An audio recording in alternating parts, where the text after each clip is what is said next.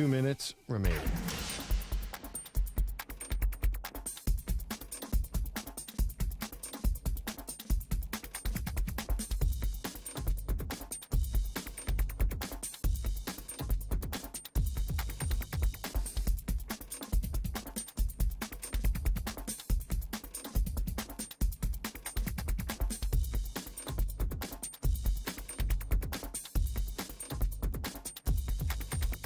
One minute, 30 seconds remaining.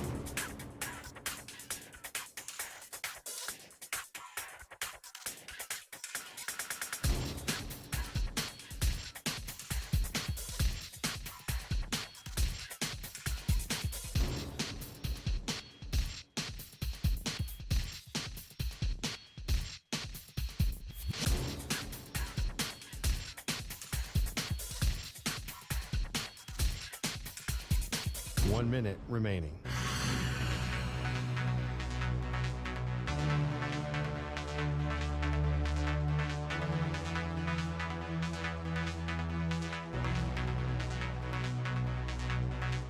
Forty-five seconds remaining.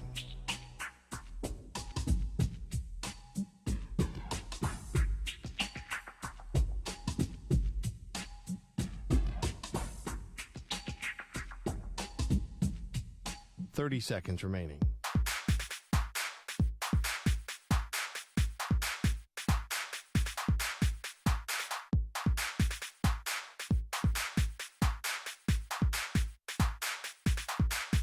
Fifteen seconds.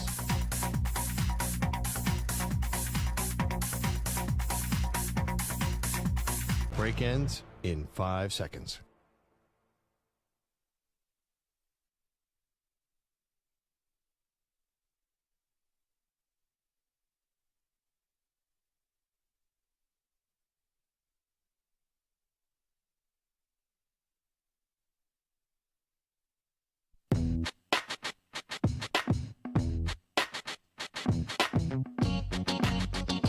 Who is left then? Washington State and Oregon State, right? Yep. They'll have to go somewhere too, unless you're going to have the Pac-2. That's the sixth matchup of the year between the Cougars and the Beavers. The Pac-2. It'd be amazing to be like, Hulu's giving them $1 billion. If you're going to call it the Pac-2, you might as well flip that around and call it the Tupac Conference. What a dad joke. And his hologram can Can announce. in every halftime show. And the winner of the seventh matchup from Washington State, Oregon State, Tupac's hologram will announce. The last two Pac-12 commissioners were so bad, we just might have handed them the best idea they've had in 2 years. Absolutely. They are Maggie and Perloff on CBS Sports Radio. I am not believing in any of these rookie quarterbacks. Hey, what up? Welcome to the show, Maggie Gray. Well, no Andrew Perloff today. Zach Gelb is sliding over from the Zach Gelb Show. Zach, I know you're a massive preseason football guy. I'm just kidding. I'm not going to overreact to C.J. Stroud throwing an interception in his first drive. Who cares? You know, I can show you Peyton Manning's rookie year. Yeah. It looks like just carnage.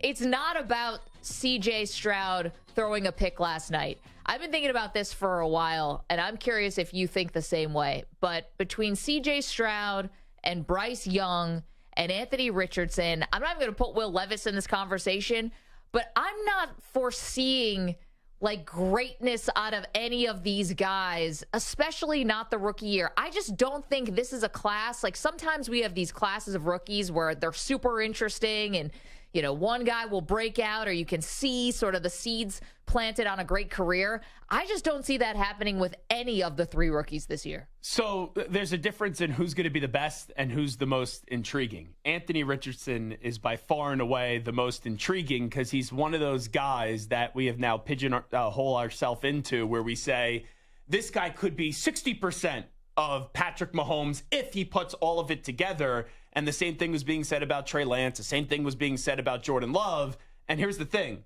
We only really seen a few tangible moments like week one against Utah with Anthony Richardson and later on in the season. So there's not a lot of moments where we've seen it. It's all based off potential. And I always say potential means you just haven't done it yet. Well, but okay, I'm interested, I guess, in Anthony Richardson. I definitely am. But he's not walking into a great situation here. No. You've got the owner openly feuding with the best player on the team, and that's Jonathan Taylor, who, by the way, is on the PUP list, so he still is not healthy. He's recovering from a foot surgery.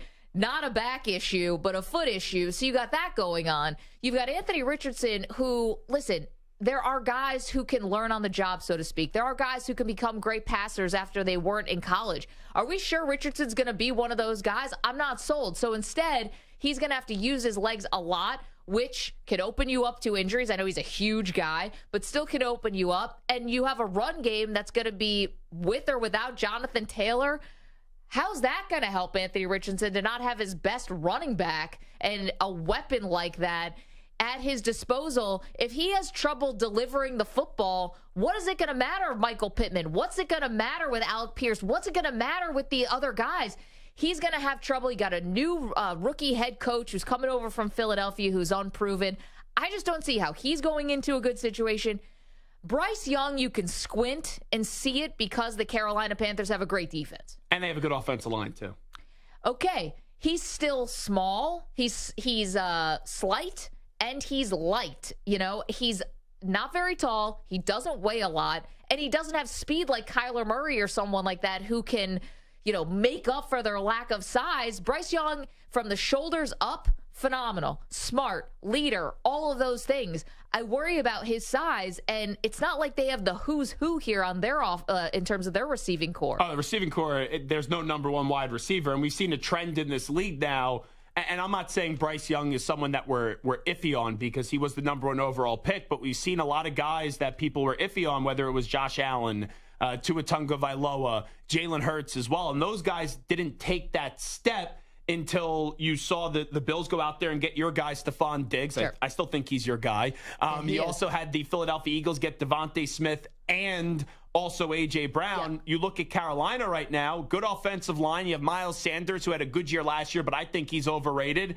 And Adam Thielen's your best wide receiver. 3 years ago, sign me up for Adam Thielen. Now Adam Thielen's a number 2 wide receiver. Yeah, I just, you know, you're starting off the season also in Carolina with 2 divisional games. So whether you think the NFC South stinks, which it probably will, but you still are out of the gate playing Atlanta and then playing New Orleans. And then after that, at Seattle, Minnesota, at Detroit, at Miami. This is not an easy schedule in the beginning for Carolina. And then you go to C.J. Stroud. Listen, there's like no expectations for anything in Texas for the Texans this year because you have, again, new coaching staff. Everyone's unproven. And I love DeMeco Ryans, but he's unproven at the head coach level. You got offensive coordinator in Slovic. I mean, they're all coming from San Francisco, where Shanahan gets credit for everything on the offense anyway. So I've got to see the coordinator be able to do it on his own. You already have 3 offensive linemen that are dealing with injuries. You know, the thing is about, like, Houston, you can say they're trying to build like a mini San Francisco, but some of the comps, it's like Houston's got the poor man's, you know, like Dameon Pierce is like the poor man's Christian McCaffrey right now. You know, Dalton Schultz, you got the poor man's George Kittle. You could stop with the wide receivers. You don't have to say the wide receivers. I like Nico Collins. Nice job at Michigan, but come on, you got to do something in the NFL. I know. John Mechie, good story. But then you have, like, you know, Larry Tunsil, who I like. He's a good left tackle. But it's like gas mask. It's like Trent Williams. You know, it's like the little bit of a poor man's Trent Williams. So it's just not all there for these top 3 guys. Here's the thing, though. With the Texans, it's the first time. I'm not saying that you're starting to see the entire thing come together, and I had these high expectations. But the last 2 years, when you're trotting out David Culley and Lovie Smith, everyone knew that those are placeover coaches, and there's no one really to believe in. You had all these draft picks, the aftermath of the Deshaun Watson situation, and now it's okay. You made the decision to go get C.J. Stroud. Then, even though that may come back to hurt you next year with trading away the draft pick, you got Will Anderson, who's perceived to be one of the better players in this past NFL draft, and maybe some were saying the best player in the NFL draft. So at least you have some pieces and some belief where it's okay. You have a coach that people unknown, but at least he's a coach that they intend to win with eventually. And the same could be said with the quarterback and then also Will Anderson off the edge. And I talked to Denzel Perriman of the Texans, who played with the Raiders for a few seasons. And Denzel Perriman said, these guys come in. I know you could roll your eyes and say, okay, everyone says this when a new rookie comes in, but he goes, Will Anderson Jr. does not move like a rookie. And he goes, CJ Stroud, he already has taken over that locker room with the presence, and he's the guy leading the huddles at the end of practices and giving all the speeches. Okay. Well, I mean, I'm willing to put it out there. I don't think any of these three rookies are going to have a particularly good year. And Well, who will be the best? I don't see it. I would say the Panthers and this is not... They might have the best record. I think Andy Dalton's going to be starting a lot of those games. Oh, please, no. Well, please. I don't say that with glee. I mean, it's Perloff's friend, Andy Dalton, so I got to be careful. I don't want to, I gave you my PSA yesterday, how you have to have blue cheese over ranch when it comes to dipping your wings in. Yeah. But when it comes to quarterbacks, don't trot out, and sorry, Perloff, and I know Andy Dalton had a nice career, but I've seen enough of Andy Dalton. It's the same thing with the Steelers last year, trotting out Mitch Trubisky instead of putting out Kenny Pickett. It's just a waste of time. We know Bryce Young is going to play to start the season, but then it's, okay, can he stay healthy? Can he stay upright? That's why I think you're going to see Dalton. So 855-212-4CBS, 855-212-4227. Want to say a good afternoon to the Weedos and the Purple Drinkers. They are hanging out in the chat. You're welcome to come on in and say hello. Again, youtube.com/CBS Sports Radio is where you can hang out with us. I got to say, if you missed yesterday's show, boy, did you miss something pretty epic. A shot at immortality for Zach Gelb. I'm a zoo animal. That's what I am. I don't even think a zoo animal would have touched that, quite frankly. I'm going to start going to, birthday parties. They're going to have me in the pen. I eat some ranch, eat some ice cream, zoo animal. I can't wait until, you accidentally shoot yourself with a tranquilizer dart like Will Ferrell did in Old School. But, yes. But you ate mint chocolate chip. You're in a wonderful mood, by the way, on a Friday. Trashing all these quarterbacks, and I'm shooting myself with a tranquilizer gun. This is awesome. Feel Good Friday. Let's go. Turn up. Listen, it's just, I got to call it like I see it because, you ate the mint chocolate chip ice cream yesterday with the ranch dressing. Somehow, inconceivably, you liked it, which was the weirdest part Tolerated of it. And it was so, crazy that it even got written up in, online websites that talk about broadcasting stuff. One place called Awful Announcing. And I'm surprised, ironically, they were pro Zach Gelb and Maggie Gray yesterday, and they were supportive of this idea. Usually you have these websites that write about radio, and most of the time they just trash the radio host because it's the opposite way and an easy way to get clicks.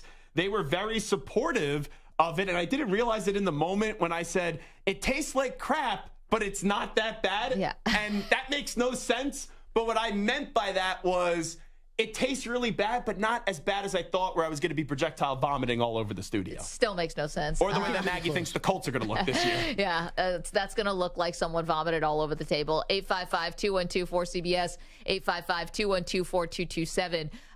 So you recovered? Yeah, I was fine. People don't know this, but behind the scenes, I had some fun at the expense of Maggie and Samter. I sent them a late night text.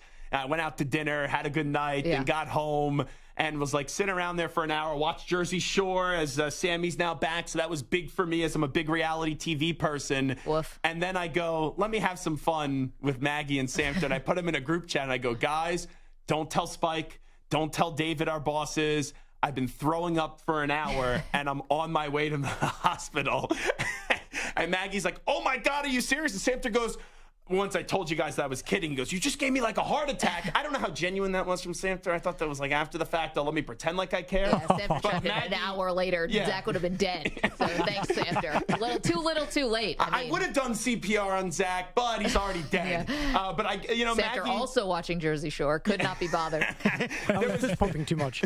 There was genuine concern for Maggie, which I appreciated. Yeah, listen, you took one for the team yesterday. It looked like you enjoyed it. 855-212-4CBS, 855-212-4227. Any expectations for these rookies? Guys, sometimes the rookie class can be really intriguing and can be awesome. I know we have a lot of Alabama fans listening. This is no disrespect to Bryce Young. It's just, I don't think this is going to be one of those all-time great classes. I really don't. I think it's going to be one of those classes where oh, yeah, remember 2023? It's oh, yeah, who won that year? And then Bryce Young. It's also the buzz, too, about next year. Bryce Young had a phenomenal college career, won the Heisman, and then with nothing around him last year outside of Jahmyr Gibbs on the offensive side of the ball, I thought was more impressive this past year at Alabama than when he won his Heisman Trophy. Agreed.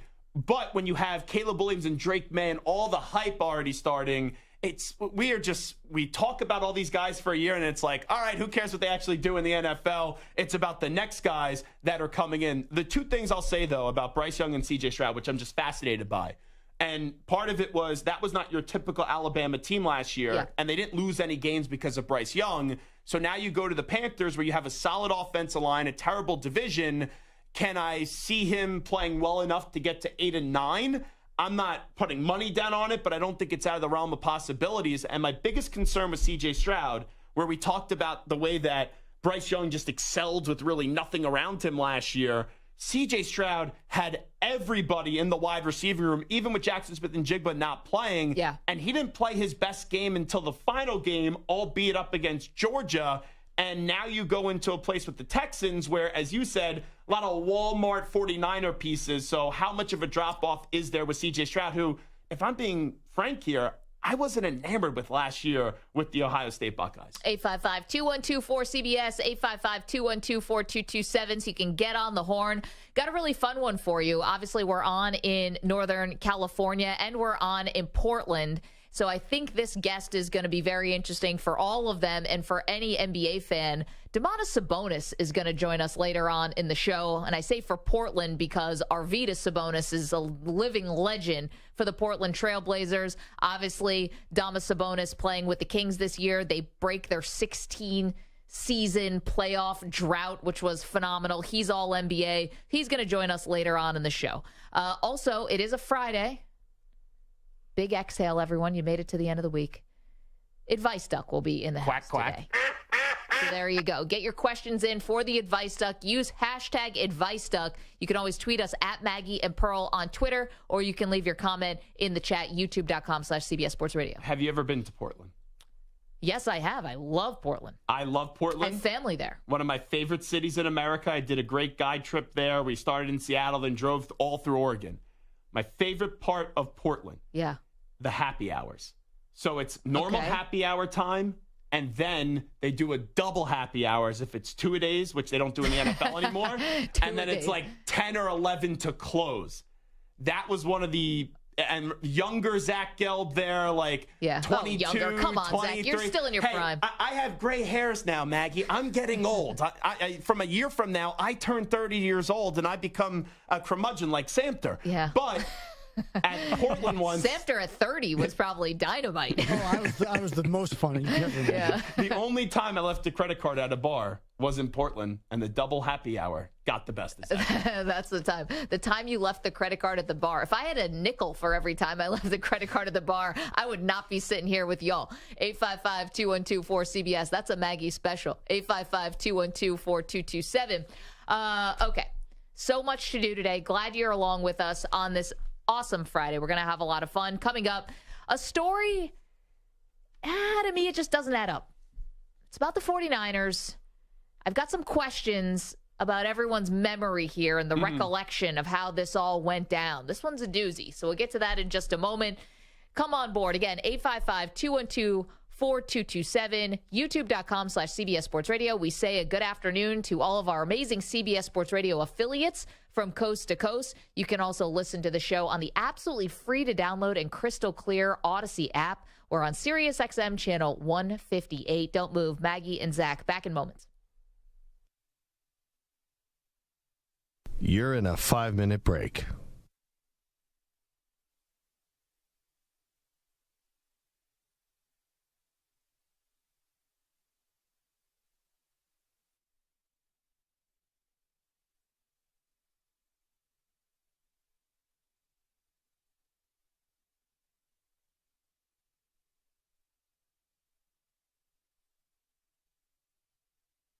Four minutes, 30 seconds remaining.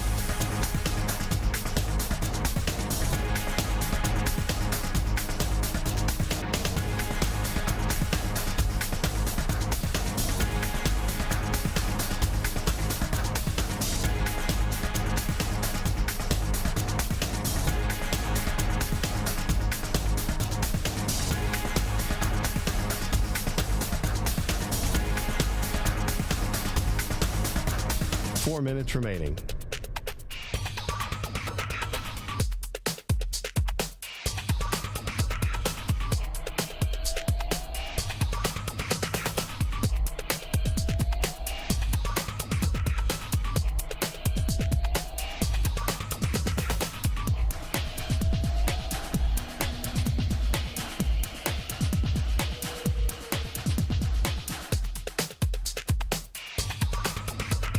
3 minutes, 30 seconds remaining.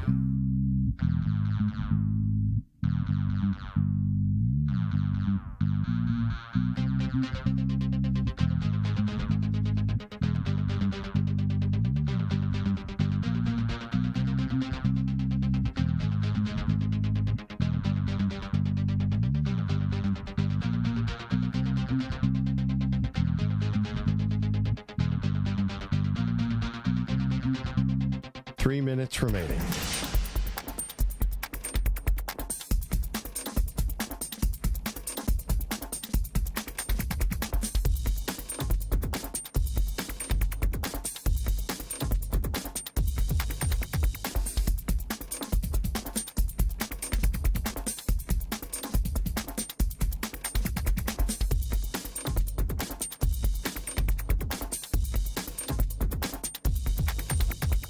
Two minutes, 30 seconds remaining.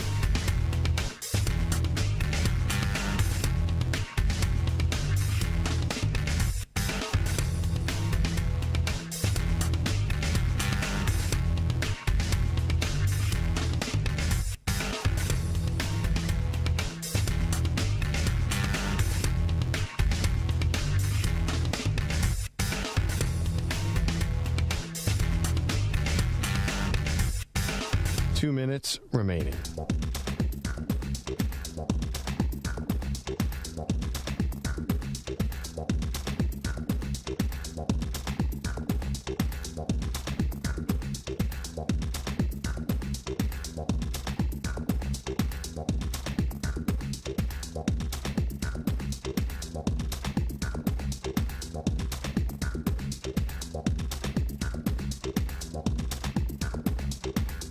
One minute, 30 seconds remaining.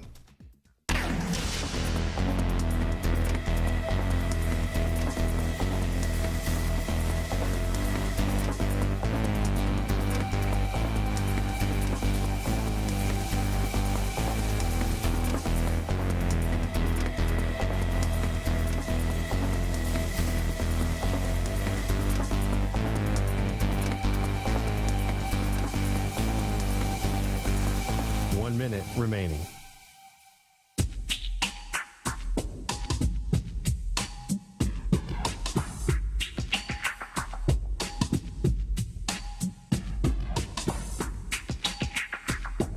Forty-five seconds remaining.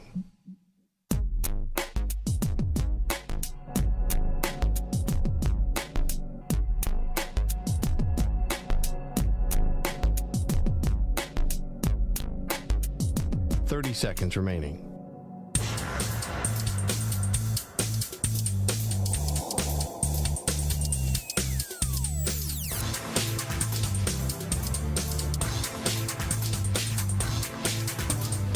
Seconds.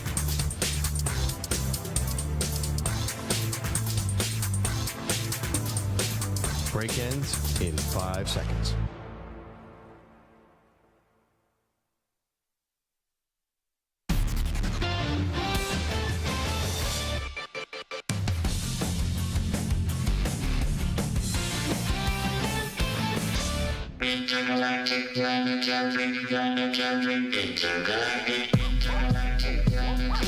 Monitoring a situation that's going on with the Las Vegas Raiders with Davante Adams limping off the practice field on Friday. Obviously, they're saying it's a leg injury. It happened with a joint practice with the San Francisco 49ers. Stu, a resident Raider fan. You all right? I'm fine. I don't have any expectations, so this would even make it worse. Stu is so beaten down at this point. He is. I don't think it matters anything that happens this year because he is already passed out on the floor in terms of any belief that he had with this Raiders. It's all gone. I have none. Well, none of it left. You know what's going to be tough about this? Now we're going to wait and see with Josh McDaniels. He said, I don't think it was crazy serious, said McDaniels. It was just kind of a bang bang play, totally clean on both sides. So there, I don't know if you're getting a lot of info there. If it's not crazy serious, is it just serious? Is it just serious? A little serious, tiny bit serious. Talk to you in December, Stu. Yeah, Sorry. when I say If it's clean on both sides, you're trying to protect the defender? yeah, the 49er person who whatever. But if it's just not serious, but if it's not crazy serious, it's got to be somewhat serious. Anyway, this is going to throw a lot of cold water on my Devontae Adams asking for a trade before the Monday night game against the Patriots, which I called months ago. But we'll see. Okay, so we're going to keep an eye on that. Obviously, this is massive, not for, real football implications, but fantasy implications and all that. Okay. The 49ers, who the Raiders are practicing against, and they're going to play in their preseason game. Forgive me for being this person, but the story that came out about Phillip Rivers being in touch with the 49ers all season long, and the fact they said that Kyle Shanahan admitted if they had gotten to the Super Bowl, Rivers was going to be the call they were going to make. They were going to bring Rivers in to play in the Super Bowl. Let's hear it. He was prepared to. Yeah, no. The stuff we talked about throughout the whole year. We would have had to seen how that was for the Super Bowl, but that was the plan most of the year. Okay, I'm sorry, I don't understand this because... Why are we even talking about? I'm not saying us conversation. Why is Kyle Shanahan still talking about this? Because I know a thing or two about 49ers fans on social media. They yelled at me for a week, and they still yell at me with the whole Deebo Samuel thing. How dare you bring up anything in the NFC Championship game? And here you have your coach who won't shut up about the NFC Championship game and what would have happened after there. Hypocritical. That was Deebo Samuel getting a little chippy with Zach when you asked about, what do you say? Like, we would have won that game if Brock didn't get hurt. They would have blown him out. Sure. Okay, so here's my question. If Rivers was going to play if they went to the Super Bowl, isn't that acknowledging that Brock Purdy would have probably finished that Eagles game? Like, the only way they were going to the Super Bowl is if their quarterback doesn't get hurt. So what did they call Rivers at halftime when Purdy got hurt? Said, hey, if we're going to the Super Bowl, we're going to start Rivers. Because Purdy was the best story of last season, basically. You're telling me you would have gotten all the way to the Super Bowl. Purdy could have played against the Eagles, and now you're going to bring in Phillip Rivers to play in the big game? So maybe, because it's a great point that you bring up, and they had conversations right when you had the Jimmy Garoppolo injury, and for whatever reason, that didn't happen. Maybe it was, we're going to give this kid Brock an opportunity. And if he sucks. And if he stinks, we'll give you a call. Or if he gets hurt, and who knows, Kyle Shanahan, right? He's the smartest guy in the room, so he has the answers to all these hypothetical potential questions. Then maybe we'll give you a call. Or maybe they called him, and Phillip Rivers, when they originally called him, was like, I have like 3,000 kids. I think he's coaching high school football too. I know it was after season at the time. He goes, if you really, really need me, talk to me in a few weeks. Maybe it's one of those things. Yeah, that's someone you want all in to win the big game. Someone who's like, you know what? All right, I guess I'll do it. Imagine if reluctantly pulling him off the couch. Imagine if that's how Phillip Rivers won his Super Bowl. Also, it would have been against Kansas City. And how many times did we see the Chargers have all these moments against AFC West teams where Phillip Rivers, at the end of his career with the Chargers, would be driving, and then the game would end in the most hysterical way if you weren't a fan of the Chargers. So that would have been funny if that's how Rivers got his first ring and only ring. So, all right, they're in touch with Rivers all last year. Now, 49ers fans know this more than anyone. Like, you need basically 5 to 6 quarterbacks to get through the season. I mean, it's just a foregone conclusion. So who are they calling right now? They've got to be calling someone. You have Brock Purdy is number 1 on the depth chart. He's coming off of a rather serious elbow injury. You've got Trey Lance behind him and Sam Darnold, who are listed as like both number 2 on the depth chart. And can we stop at the Sam Darnold hype? If Trey Lance can't beat out Sam Darnold, I've got serious questions. I've got even bigger questions about Trey Lance. He's already been in the system. He should be able to beat out Sam Darnold if he, is going to ever be anything in the NFL. And I know that they've had a lot of success, and we wake up each and every year in the Niners in the NFC title game, but it's crazy to me. I've never seen this before. A team swing and miss, and then no one is calling for Kyle Shanahan or John Lynch to get fired, nor should you, because all they have done is get to the NFC title game. But how quickly they have given up on him is crazy, and there's a chance that Sam Darnold, who's known for getting mono and for seeing ghost on Monday Night Football, could be listed at number 2 on the depth chart when the season starts. And it just shows you, once again, and we know this, Kyle Shanahan was talked into drafting Trey Lance. He didn't love him. Well, it was a marriage where they said, you're going to marry this person, and through time, he's like, all right, I actually do sort of like this person. Okay, this is where you and I are going to disagree, because I think that narrative of, and I know people hate that word, But the idea that, John Lynch is really the one with all the power there and that he's the one who sort of strong-armed Shanahan into seeing it his way, into drafting Trey Lance, I do not think that's how it goes. I think Kyle Shanahan has more power in that organization than John Lynch. I think that, especially when it comes to the offense and the quarterback, I do not think that John Lynch is coming in to power play and strong arm Kyle Shanahan to be like, let me tell you what quarterback you need. Shanahan, that had to be him signing off on this.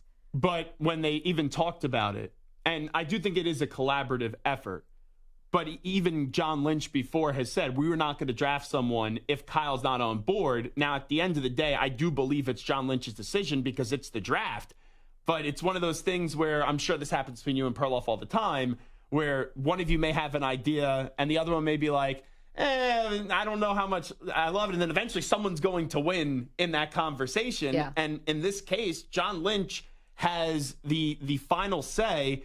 And sometimes you could agree just for the sake of agreeing because you may not notice that big. Like the guy that Kyle Shanahan really liked was Mac Jones. Okay. Chris Sims even said it, and they have matching tattoos, Chris Sims and Kyle Shanahan. I get it, but it's one thing to find common ground or be collaborative or not stand on the table and bang the table for a decision when it's a minor decision. Mm-hmm. When it's the quarterback that you're giving up 3 draft picks to go up and get, I'm sorry, I can't let Kyle Shanahan off the hook on that one. And I appreciate Chris Sims, they're friends, whatever. They want to get this thing out there that he wanted Mac Jones more. That's crap to me. If you and honestly, it reflects even worse on Shanahan because you're the one with the knowledge. You're the one who's running the show, and you in my opinion. Into it. And you got talked into it. That's your bad. Yeah. And especially because, listen, it's the most important decision that the organization was going to make. The Brock Purdy, bailed them out so hard on this. But it's also, in a weird way, the Brock Purdy thing also puts more into the ego of Kyle Shanahan, where it's his system that wins out. And I will keep on saying this about the 49ers. Until they tell you they love someone at the quarterback position and they don't keep on calling everybody else, you bring in Jimmy Garoppolo. Oh, you maybe want Kirk Cousins. Then you bring back Jimmy Garoppolo. Then Kyle Shanahan says we could all drop dead tomorrow. Who knows who's going to play? Then it's Trey Lance. Then it's Brock Purdy. Until they figure out who their guy actually is and they are actually committed to him, they're not winning a Super Bowl. I don't care how great that team is. Yeah, they'll get close. They won't win it. It's interesting. I tend to agree with you, yet at the same time, whenever a quarterback finally signs that big deal, like Justin Herbert just signed his, Jalen Hurts, Josh Allen, whoever, once they sign that big deal, I'm like, it just became exponentially harder for your team to win the Super Bowl. So, it's the yin and the yang. The 49ers are not committing max money to a quarterback, and that could hold them from a Super Bowl. And on the flip side, when you pay a guy $1 gajillion to play quarterback, you just made it harder for yourself to win a Super Bowl. You did, but eventually we're going to go into this new era where the money just keeps on getting so crazy. And now it's, okay, what's getting paid for a quarterback. Right. And then you could learn how to figure out everything else. And it seems like each and every year we see teams. I can't tell you how many times I was in Philadelphia and at training camp, people be like, how is Howie going to get under the cap? And you always find a way. We do this with the Saints every year, and you always find a way. But it's allocation of resources, right? Because it's like, let's use the Eagles, for example. You're not keeping Javon Hargrave. You can't because you just Miles paid Sanders. And you paid Jalen Hurts. Yeah. Right? Now, the 49ers do get Javon Hargrave. Why? Because they're paying Brock Purdy the league minimum. So in some ways, I get it. I understand why you want to keep having the cheap quarterback. That's why the quarterbacks on the rookie deals is gold.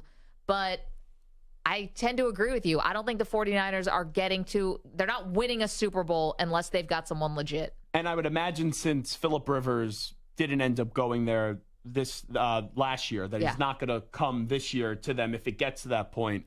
There's one phone call that they can make, and when you make the phone call, you better be ready for this guy to say yes. It's no, we'll need you in a few weeks because he's the definition of what a quarterback is, and that's Tom Brady. If this Raiders thing falls through, doesn't get approved, and let's say Brock Purdy gets hurt or he ends up, Cinderella hits midnight, and then Trey Lance stinks, and Sam Darnold's done what Sam Darnold's entire year has just been a terrible quarterback in this league, Brady's always wanted to play for the 49ers. Yep. They've talked about it before. If you get to week 11 or 12, Brady's already spent a few months with his new model girlfriend, been around the house enough time with the kids. Yeah. You telling me he's not saying yes to that phone call in week 11 or 12? I think he's definitely saying yes. I've maintained this whole time we have not seen Tom Brady take his last snap in the NFL. And the 49ers is the perfect one because he's the homegrown guy. He's always wanted to get back there, we think, or not always, but after New England. And he doesn't have, it doesn't mean he stopped being a dad just because he got divorced. We know that, but perhaps there's a little more flexibility where he could do half a season in San Francisco. And I don't want to see it happen because, right, I'm a Patriot fan, Brady, the 6 Super Bowls with my organization, all of that. And then when he won the one in Tampa, I was happy. I was rooting for him. Yeah. But now I don't need to see my ex with another person again. Yeah. You're coming back. You're getting the jersey retirement. You signed the one-day contract, Tom. I'll never say anything negative about you anyway. I love you.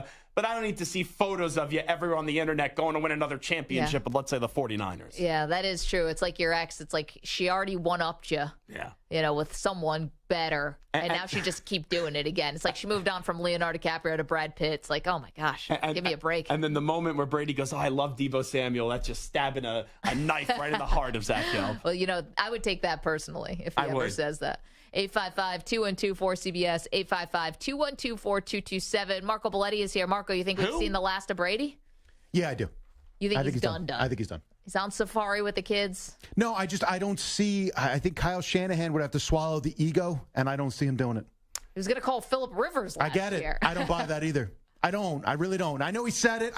You're telling me when they got to the Super Bowl with Kyle Shanahan's my offense, if he had no quarterbacks, yes. But all season long, he was waiting to pull the last card with Phillip Rivers in the one game. Get the hell out of here. I don't believe you. It doesn't make any sense. The whole story does not add up. No, all year long. We talked about it all year. We were waiting for the one game. No, you weren't. You're lying to me. No, you weren't. Wouldn't you called him when Garoppolo goes down? Yeah, no. Again, it's all nonsense. I don't believe any of it. But who does this? But why lie?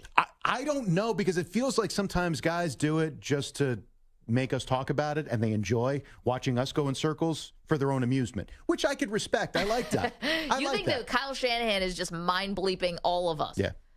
You think he gets his kicks out of this? 100%. Then he must be the worst head coach in the history of the league, because who has time for that? It's it's a waste of time. Yeah, it's a couple of conversations here and there.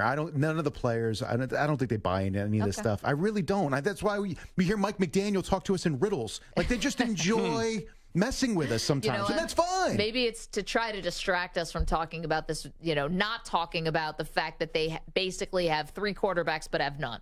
Right. By the way, I'm just shocked that Marco's here today, because I was listening to the network earlier and I heard a new update anchor. Do we have that audio real quickly? Sports update with Marco Ballatini. Marco Ballatini. Hey, at least I got smaller. With Marco Ballatini. Not You bad. sound like a figure skater, if I'm being real. You know what? I kind of like Ballatini. That's With not bad. Marco Ballatini. That's a new one, though, I will say. A lot of names. My name's been butchered for a long time. Yeah. That one's new. I don't think I've ever heard that Marco one. Ballatini. I like that. What could your life have been like if you were just Marco Ballatini? You sound like either a professional, maybe a chef, fancy celebrity chef. You could have been a Ballatini. Who are you? You're Bodybuilder? Well, could have been Ballatini. I feel like with the last name Ballatini, you're 40 pounds lighter. I don't know. I don't know. Have you watched the Schwarzenegger doc? I have not. No, shockingly, no. I will say this. It's a good thing. I think I would have went with that better than, apparently my father wanted to name me Bruno. So my guess is I don't think I'd be sitting here. Bruno? I feel like Bruno Belletti. I'd probably be wearing like a You're shark skin upstate. suit. You're I don't, yeah. Come here, little Bruno. Yeah, Come here. I don't- Honestly, Bruno Belletti is Yeah. doing 15 to life. Yeah, probably. Yeah. Probably. No, Probably. he's definitely coming to collect. He's got the crowbar and the lead pipe. And Yo, Bruno Belletti. Yeah, good chance I'm not behind a mic. Good chance. You're behind something. Yeah, Behind that's bars. right. That's right. I think you would have been popular in the Clink, though. You're a gregarious guy. Is that a compliment? I would love it if someone told that. You'd be the most popular person in prison. I think. Hey, Marco, go drop that soap. Yeah, boy. no. Not like that. No talk of prison. I'm going to stay away from the prison stuff. All right, Bruno. 855-212-4CBS, 855-212-4227. All right, coming up, the team that is either going to go to the Super Bowl or going to flame out. There is no in between. We'll get to that after this CBS Sports Update. Here's Marco Ballatini. Marco Ballatini. Still better than Bruno. CBS Sports Radio. Sports Flash. Well, guys, Raiders trying to figure out their running back situation. Josh Jacobs continues to be a holdout after he was hit with the franchise tag in the offseason. Now, Vegas adding to their stable, come to terms with the veteran running back in Damian Williams, a one-year deal. Jimmy Garoppolo keeping tabs on the situation as he embarks on his first year with the Silver and Black. Kyle Shanahan took some heat when he abruptly said Garoppolo would not be back with San Francisco, and Shanahan not really quite sure why. I think that was a simple question. Is there a scenario where he'll be back here next year? And I gave a common sense answer, and no. I think that was a little overblown on trying to be a shot at him or anything. I mean, we knew Jimmy wasn't coming back on his standpoint and our standpoint, financially and everything. So that was just the common sense answer. Meanwhile, Jordan Love takes over for Aaron Rodgers in Green Bay as they have their first preseason game with the Bengals tonight. Head coach Matt LaFleur asked before Thursday's practice if Love and the starters are going to get some action. That's something that we haven't totally solidified. I mean, we got a plan in place. I think I want to kind of see how this practice goes today, but I would say it's a pretty good chance that they're going to be out there in some capacity. I'm Marco Belletti. Football season's almost here. From the college game to the NFL, no one has you covered like CBS Sports Radio. Find us 24/7 on your local Odyssey affiliate, Sirius XM Channel 158, streaming online, or the free Odyssey app. CBS Sports Radio.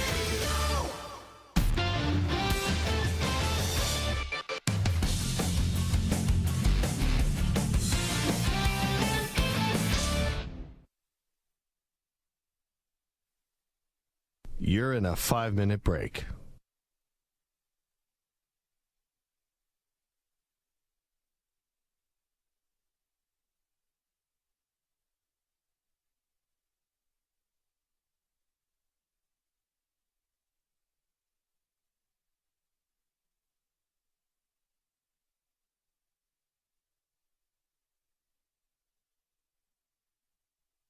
Four minutes, 30 seconds remaining.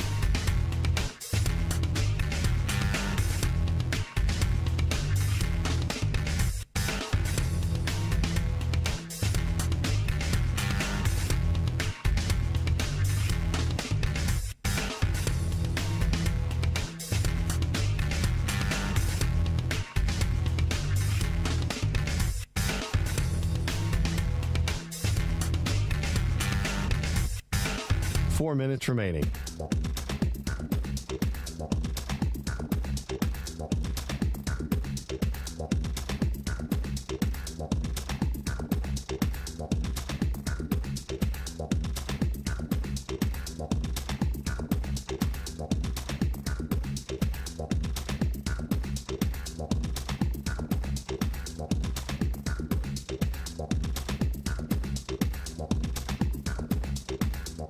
Three minutes, 30 seconds remaining.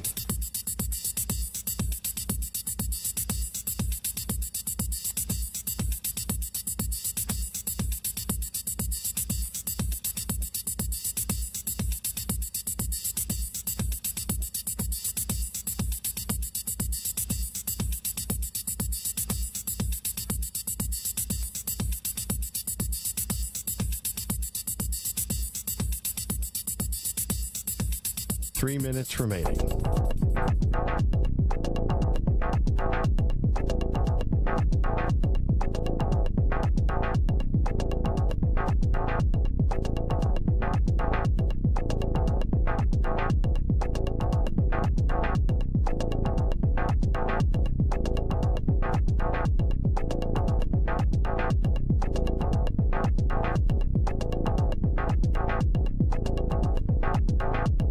Two minutes, 30 seconds remaining.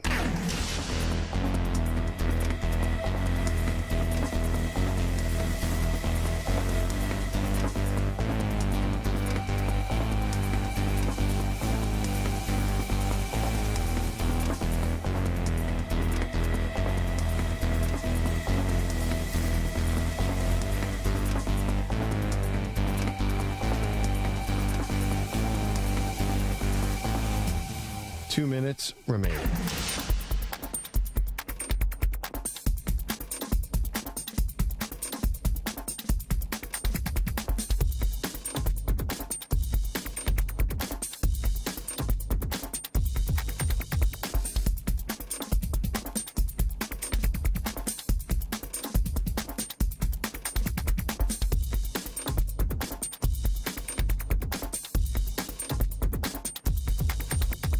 1 minute, 30 seconds remaining.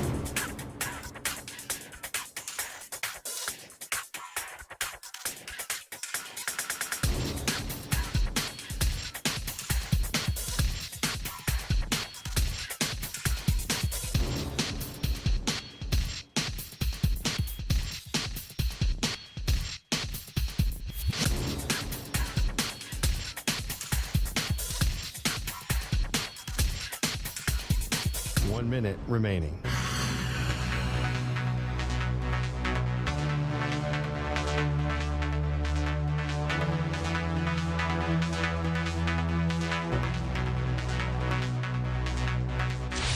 Five seconds remaining.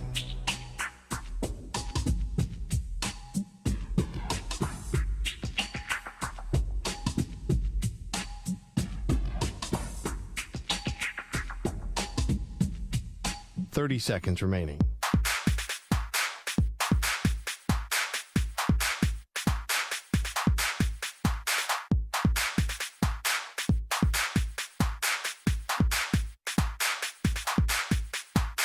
Seconds.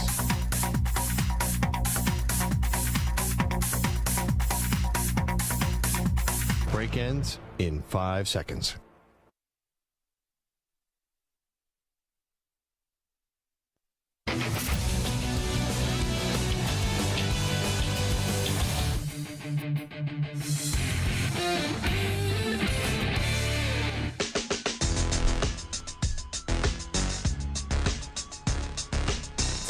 Pros, where you can ask us a question. It's brought to you by O'Reilly Auto Parts. Simply tweet your question at CBS Sports Radio or at Maggie and Pearl using the hashtag #AskThePros. Be listening later in the show when we might answer your question. It is the Maggie and Perloff show. Zach Gelb is in for Perloff today. Perloff is knee-deep in Eastern Europe somewhere. So I actually appreciate Perloff, though. That he tweeted out that he went to a Hooters? No, which was great. But finally found some local fare. I love how he I love how he keeps on trying to keep us updated on his vacation. He is. No one asked him. He still feels the need to send emails to you, myself, and Samter. And there's been one for the last 2 days. So if I'm on vacation, I'm not really communicating with everyone back here at CBS Sports Radio. No, I love that Perloff is knee-deep in his vacation, but still finding time to, email us story ideas. You know what that means? Not enjoying the vacation. Oh, I think he's not. I hate to say it. You think he's thinking about work? I think he's saying I need to get back in the air and talk about some bust of a quarterback that I'm best friends with. That's what I think he's thinking. Perloff does. He loves a backup quarterback. If he comes back and there's not a video or picture of him in Lederhosen, I'll be very upset. Yeah, I know. He's really set the standard. He would go to a Hooters, though. Well, he did. 855-212-4CBS, 855-212-4227. Okay. So, again, a lot of them were monitoring the Davante Adams leaving practice, the joint practice with the 49ers with a leg injury. So we're keeping our eye on that. Josh McDaniels said it's not super serious. All right. He has a lot of credibility, let me tell you, Josh McDaniels. It's going to make me feel okay. Not really. I'd be freaking out. Okay. The Raiders are a really interesting team, though, because to me, they are so in the middle.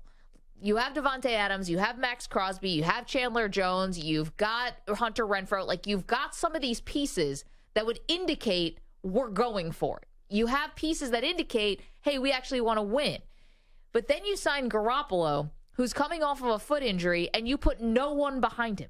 You have, like, Brian Hoyer and who? Aiden O'Connell, Stu, is who you have as the other backup? Yep, he is a third-string quarterback right now. Fantastic. So you're telling me that if Garoppolo goes down, which is more likely than not that he's going to have to miss games, so that means your quarterback situation is totally messed up. That means you're out, especially in the AFC. So I can't really call this team a boom or a bust team. I just don't know what they're thinking. Now, I found that there are, it seems to me, Zach, more teams than usual that could either go to the Super Bowl or could win 6 games. Like, I can see either happening where something could go totally right. They could be on a magic carpet ride and get to the big game, or the wheels come off completely and it's a total bust of the season. So one team that comes to mind, the Detroit Lions. Yeah. Because everyone is positive about the Detroit Lions. I was talking to Loomis Brown the other day, who played for the Lions and now does their radio broadcast, and he goes, fans are talking Super Bowl here in Detroit.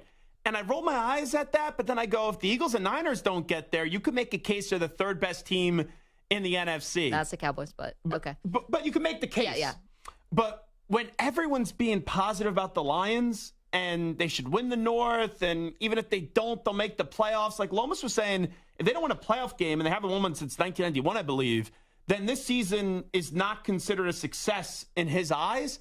I could see them missing the playoffs this year because everyone's telling you this team is really, really good. And I know they were good at the end of last year, but you know this, every season in the NFL is different, and we still need to see that team get over the hump. It's funny. They're getting hype as if they made the playoffs, but they didn't make the playoffs. Yeah, because they beat the Packers that final game. Right, they beat the Packers. And you know what? That was a great game because no one mailed it in, even though they had nothing to play for because Seattle was already going to have that 7th seed.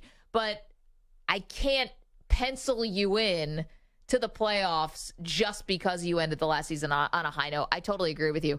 For me, my boom or bust team is the Denver Broncos. Now, Sean Payton, I can see the first-year bump, and I can see this working perfectly, right? Can't you picture it? They spent $200 million in free agency. You get some pieces back. I know they've already gone through some injuries. Russell Wilson, and Peyton work beautifully together. The defense was already good last year, and somehow they take out Mahomes, and, they end up going to the Super Bowl. I could also see this going so poorly that Russell Wilson, age 35 season, is on another team after this year, with the Broncos just really biting the bullet and taking a huge financial hit after this season to get out from underneath Russell's contract. And to be clear, I think it's more likely that they miss the playoffs than make the playoffs this year. But if I was to enhance the boom argument for it, you look back at the first time Sean Payton was walking into an organization as a head coach, that was with the Saints. They were 3-13, the team he took over. That first year, 10-6, they lost in the conference title game to the Chicago Bears with that Rex Grossman squad. Yeah, right. I mean, if someone's going to give you a new coach bump, it's going to be that.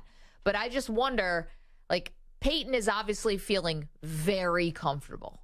They traded three draft picks for him. They're paying him a ton of money, and he's shooting off the cuff. We called it the latte defense that he came up with, because he went after the Jets and saying, they're the team. Nate Hackett. Yeah, Nate Hackett was the worst coach, maybe the worst coach that the NFL's ever had, or worst coaching job the NFL's ever seen. And they're all bark and no bite. I mean, this guy is feeling like he's on top of the world. And a lot of it, if not all of it, is going to depend on Wilson. And if something happens where he gets hurt or he's not himself again, he's going to turn 35 in November. I think Brady lulled us all to sleep a little bit that, quarterbacks can really play late into their 30s, and for Brady, into his mid-40s, and play at this high level. Those guys are not, it's not a given you're going to be playing really well at the 35 season. You're 100% right. And with Russell Wilson, Pete Carroll, who was his biggest supporter, said that he didn't say it, but by the move to just let him go and not really put up a fight, that he didn't even believe in him for the next 5 to 7 or 8 years. And I know when Sean Payton was last coach of the NFL, right, they went 9-8 with a bunch of garbage quarterbacks. And you get Russell Wilson, you can't think Russ is going to be as bad as he played last year. But I said this when Russell Wilson got to the Denver Broncos. I just don't believe in that offense. The offensive line is iffy. The weapons, everyone tells me how good they're going to be. I know Patrick's now hurt. Jerry Jeudy is not a number 1 wide receiver. And you got Javonte Williams, who's now back, but he's coming off an injury, and he still has a lot to prove. I don't look at this offense and say, wow, in an AFC with all these quarterbacks and all these high-octane offensive players, that this is an offense that I believe in, even with their defense being so good and their secondary being one of the best in the league. Yeah, 855-212-4CBS, 855-212-4227. You are welcome to weigh in on this if you would like to. Coming up, we're going to talk to Domantas. Sabonis is going to join us. Sacramento Kings forward, made a second team? Third team, I believe. Made an all-NBA team, which is a huge accomplishment. Now, you were probably too young for Arvydas Sabonis, so you missed him. But for people, and Stu, you probably were too young for I saw the very end, late 90s, early 2000s, yeah. Yeah, playing he was fun to watch. On the Trailblazers, some of those, the Rasheed Wallace, Damon Stoudemire teams at the end. Samter and I, it's a little more in our wheelhouse. where Sabonis, the dad, Arvydas, was like a myth. Like he was this like legendary kind of figure who got drafted and then for 10 years stayed in what was like Russia and then Lithuania and stayed in Europe and would, whether it was because of political reasons or whether it was his preference or whatever, just like would not come to the NBA. It's one of the great what ifs of all time, Arvydas Sabonis. And amazing, they did a great job talking about the 1992 team, which obviously the dream team is what we remember, but the Lithuanian national team for the first time playing in that 92 Olympics, sponsored and funded by the Grateful Dead, who allowed the Lithuanian national team to use and license some of their, symbols, like some of their logos, and were able to sell those jerseys and stuff to make money to fund the Lithuanian national team. They're playing in tie-dye. Like, they look like deadheads in the 92 Olympics. Were you ever a deadhead? Just wondering. My brother's a big deadhead. Mm-hmm. So on tour with the Dead my brother's 4 years older than me. So this was like in the early 90s, right before Jerry died. Yeah, my uncle Freddie is a big deadhead. And have you heard from him in the last 20 years? Yes. He's still alive. He's still well. But my birthday's actually the day that Jerry Garcia passed away. Is that right? So that's how my mom cheered him up. She was like, oh. You have a nephew. For the Deadheads, I don't know if that would have worked. 855-212. They were very distraught the day Jerry passed away. 855-212-4227. All right, coming up, Domantas Sabonis, Sacramento Kings forward, fresh off a brand new deal with the Sacramento Kings. We're going to talk to him next. Don't move. It's Maggie Gray. It's Zach Gelb in for Perloff. CBS Sports Radio.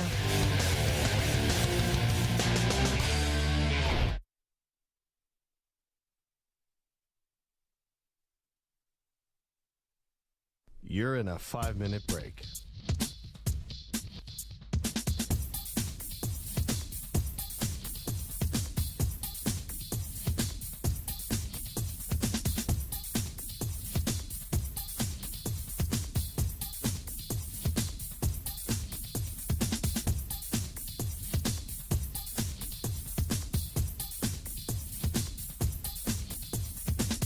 Four minutes, 30 seconds remaining.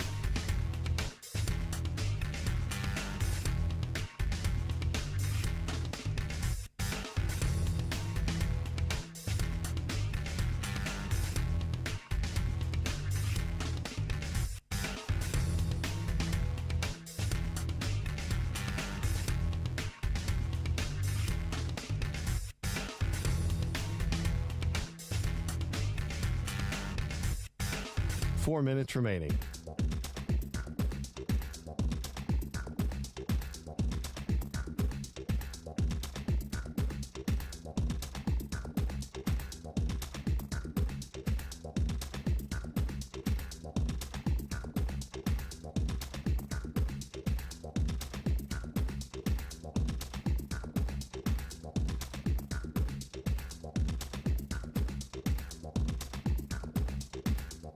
Three minutes, 30 seconds remaining.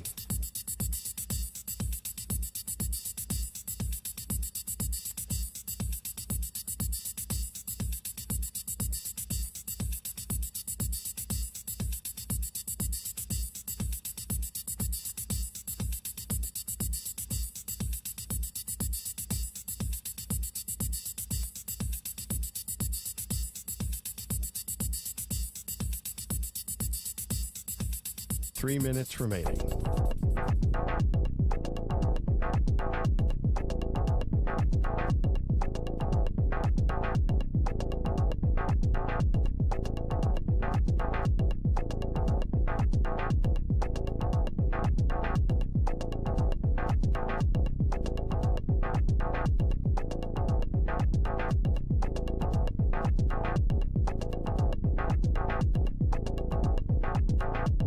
Two minutes, 30 seconds remaining.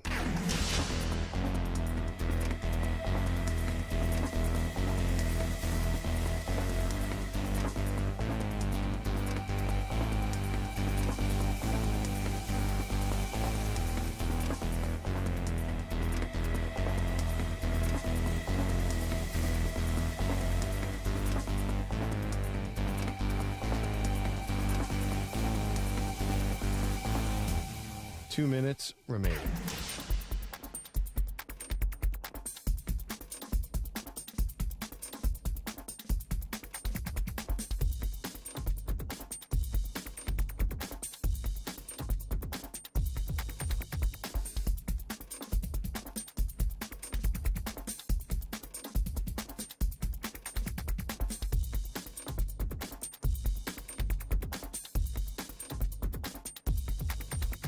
One minute, 30 seconds remaining.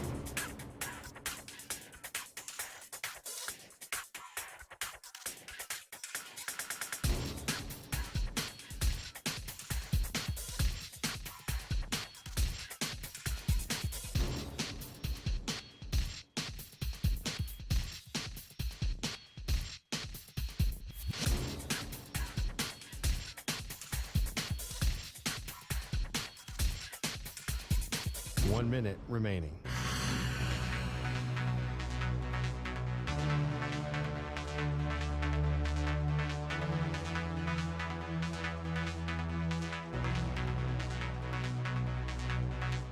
Forty-five seconds remaining.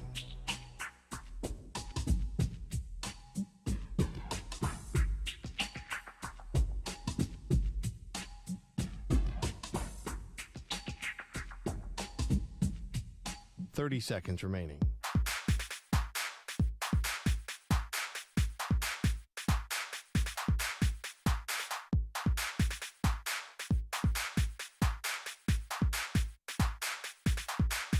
Fifteen seconds.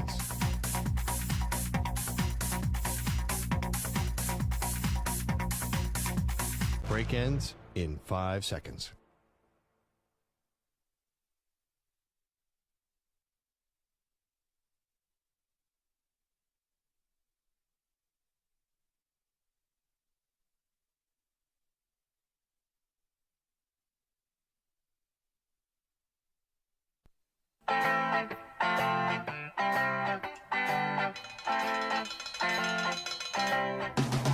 I'm thinking about this year, maybe I just try to be kind of positive. It's going to be really hard. About what? About the Bills. I didn't need a spit take. I mean, you can't be positive. You are so hardwired to be negative about your teams. Listen, my whole life, I've been negative about the team, and it hasn't worked.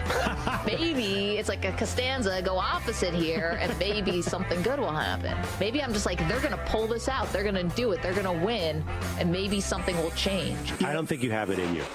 They are Maggie and Perloff on CBS Sports Radio. Welcome into the show. Maggie Gray, Zach Gelb sliding over from the Zach Gelb Show to come hang out as Perloff is on vacation. So glad to have you. Well, we were concerned about Joe Burrow, Zach. When he went down with a non-contact injury, and the entire NFL world held its breath collectively. And Zach Taylor, their head coach, said it was going to be several weeks that he was going to be injured. Well, I got some good news for the Bengals fans, and that is that Joe Burrow was running, throwing, did not seem to be at all impeded by this lower leg injury. And here we are sitting on August 11th, so we got plenty of time before the season starts. And no leg sleeve as well, which is encouraging. I was concerned when I saw the video, but I was not concerned with this Jamar Chase stuff from the last week where people were saying, oh, maybe he'll miss game one. I don't want him to play. There's so much time. I know it's a month away to the start of the season. That's a lot of time for a guy that got hurt a few weeks ago. He'll be there week one up against the Cleveland Browns. There's no doubt about it in my mind. I think so, too. But here's a little bit of a wrinkle. The wrinkle is he hasn't gotten paid yet. So they're in this contract negotiation. And personally, Perloff and I have a lot riding on that contract negotiation. We'll get to our bet in just a moment. But if you are Burrow, you've already had an ACL tear.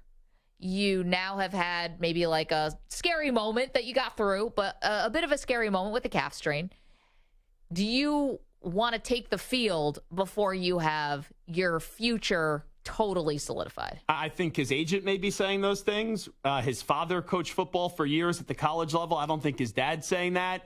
And just knowing Joe Burrow the way I do and the limited interactions I've had with him, that guy is the ultimate gamer. I would be very surprised if he says with a team that can win the Super Bowl this year, I don't have the contract, so therefore I'm not going to play. the first few weeks of the season. I would be shocked by that. Yeah, well, I mean, you could always kind of hide behind the injury as a reason to say, like, hey, let's get this contract done before I go back out there, because if he suffers an even bigger injury, now, I'll agree with you. I think he's getting paid no matter what. Right, I think it's name the price. It's up to him how he wants. Does he want? It's like winning the lottery. Would you like to take this in one lump sum, or would you like to take this in installments? You know.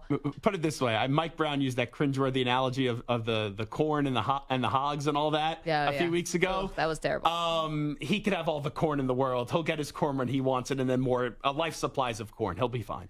And also him on the field today, where he doesn't have to be running and everyone's seeing him. I think that's his message. It's a message. Yeah. Guys, I'm fine. I feel like I need to be out there just to run and show everyone all this stuff the last week, even though Jamar Chase's heart was probably in the right place. Ridiculous. Yeah, but the other thing is, I mean, from a lot of professional athletes that we've been hearing from and people that I know personally, they do say the calf is tricky because it is something that can linger, and you don't want to be, training camp workout hero when the Bengals have much bigger aspirations here, and I think that's, you're right. Jamar Chase was, his heart was in the right place. And I think he's also trying to be pragmatic about it. Like, listen, even if it's a divisional game, week 1, week 2, this is not when if we're going to win the Super Bowl, we're not doing it in September. Everyone knows that. But also when you're 26 and you were just so close to winning a Super Bowl 2 years ago, there is that feeling of there's really no fear. And I don't care what people say. But he already had an ACL. And that conversation. He's already done the injury thing. And he's already done. I don't think he's even really thinking that much about the contract. It's more so us in the media and then the team as well, trying to figure out what the deal is going to be. He knows he's getting that money. Speaking of the Bengals, I got a funny tweet. I want to find it from one of our pals, Nick in Texas, who's one of our weirdos who hangs in the chat. We've met Nick before. We've met his kids. They're awesome. He sent me a funny thing. Oh, here we go. So this was, according to VinePair.com, the drunkest fans in the NFL. Is this a real site? Sure. It's a graphic that Nick in Texas was kind enough to send to me. And so here are the top 4, according to VinePair.com. Can I guess? Drunkest fans in the NFL, sure. The Eagles fan has to be on that list? Not even in the top 4. 49er fan?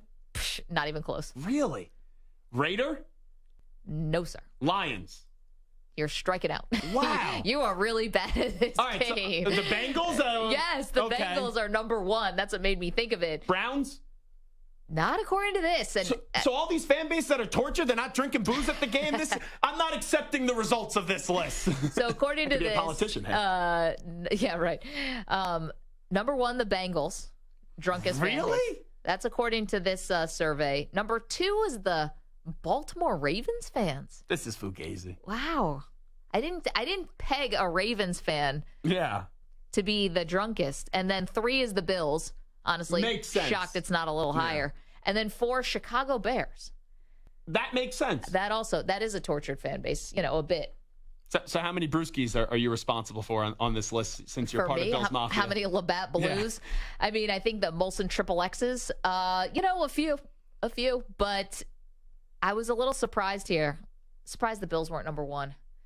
I mean, if you're really going to go through the table, light yourself on fire, jump off of a Winnebago, you really don't want to be doing that stone cold sober. Who is it? The Pinto Ron guy with the mustard and all that? That's crazy. Absolutely crazy. Also, if it's, the 49er fan, I feel like is a little more of a, that's like a wine crowd. I don't know. I think a lot of us forget that 49er Raider preseason game got canceled because of all the stabbings that would go on. Yeah, well, so the rivalry is real. Yeah, I don't think you're doing that off a little wine. That's not a Merlot crowd. You're not Zach Gelb on a Friday evening with some pasta and some wine, just enjoying yourself. Samter, I'm going to be honest. I think the Jets fans probably should have been up here too. Oh, and absolutely. Stu, the Raiders also. Definitely Raiders. I mean, I think of a Raider fan, I'm thinking to get all that silver and black makeup on. You have to be intoxicated. You cannot be in the right state of mind. We met some really, really nice Raider fans, though, when we were in Kansas City for the draft. Full decked out, all in the black hole stuff. It couldn't have been nicer. Seemed very sober. Very kind. It was like 10 early in the day, to be fair. To them. You have a different recollection of the NFL draft than I do. I know. Any of those fans that we met, I don't think anyone was sober. That was a party in Kansas City. Really and I was drunk off barbecue sauce, if we're being serious, with all those meals that we were having. Zach was mainlining barbecue sauce. You know, better than mint chocolate chip ice cream with ranch dressing, that's for sure. That was Zach's afternoon snack yesterday. And you did a great job. If I needed an IV in Kansas City, they would have just put some of that barbecue sauce right in the system. I would have been perfectly sober and way to go hydrated. 855-212-4CBS, 855-212-4227. So we're waiting on Domantas Sabonis here, who is scheduled to join us. Do want to mention that Advice Duck is in the house today. So if you have any questions, conundrums, anything like that, the Advice Duck might be the way to go. And I'm actually excited for the Advice Duck. Why is that? Because I think you actually know how to do the Advice Duck segment. When Perloff was here and I was filling in with him, he was like, what the heck are we doing with this Advice Ducks? I was actually surprised Perloff even put the suit on. I've been trying to get him in that suit for weeks. And I may have bullied him into doing it. I kept on bringing it up. And eventually he was like, okay, let me get this pain in the ass gelb away and just put this duck suit on. Also some news for you from the NFL is that Kareem Hunt is now visiting the Vikings. So if you are keeping track at home, that went from New Orleans to Indianapolis and now to Minnesota. So he's like now just taking a training camp tour. He's like basically with Peter King and the rest of the reporters now. Can the running backs just make the decisions already? The Dalvin Cook thing, I know we haven't talked about it since, 2 weeks ago when he was at the Jets' place. But come on, like, what are we doing here? Didn't he go make to New a England? decision. Your team. Yeah, he did. He's visited everywhere. He's had talks with everyone.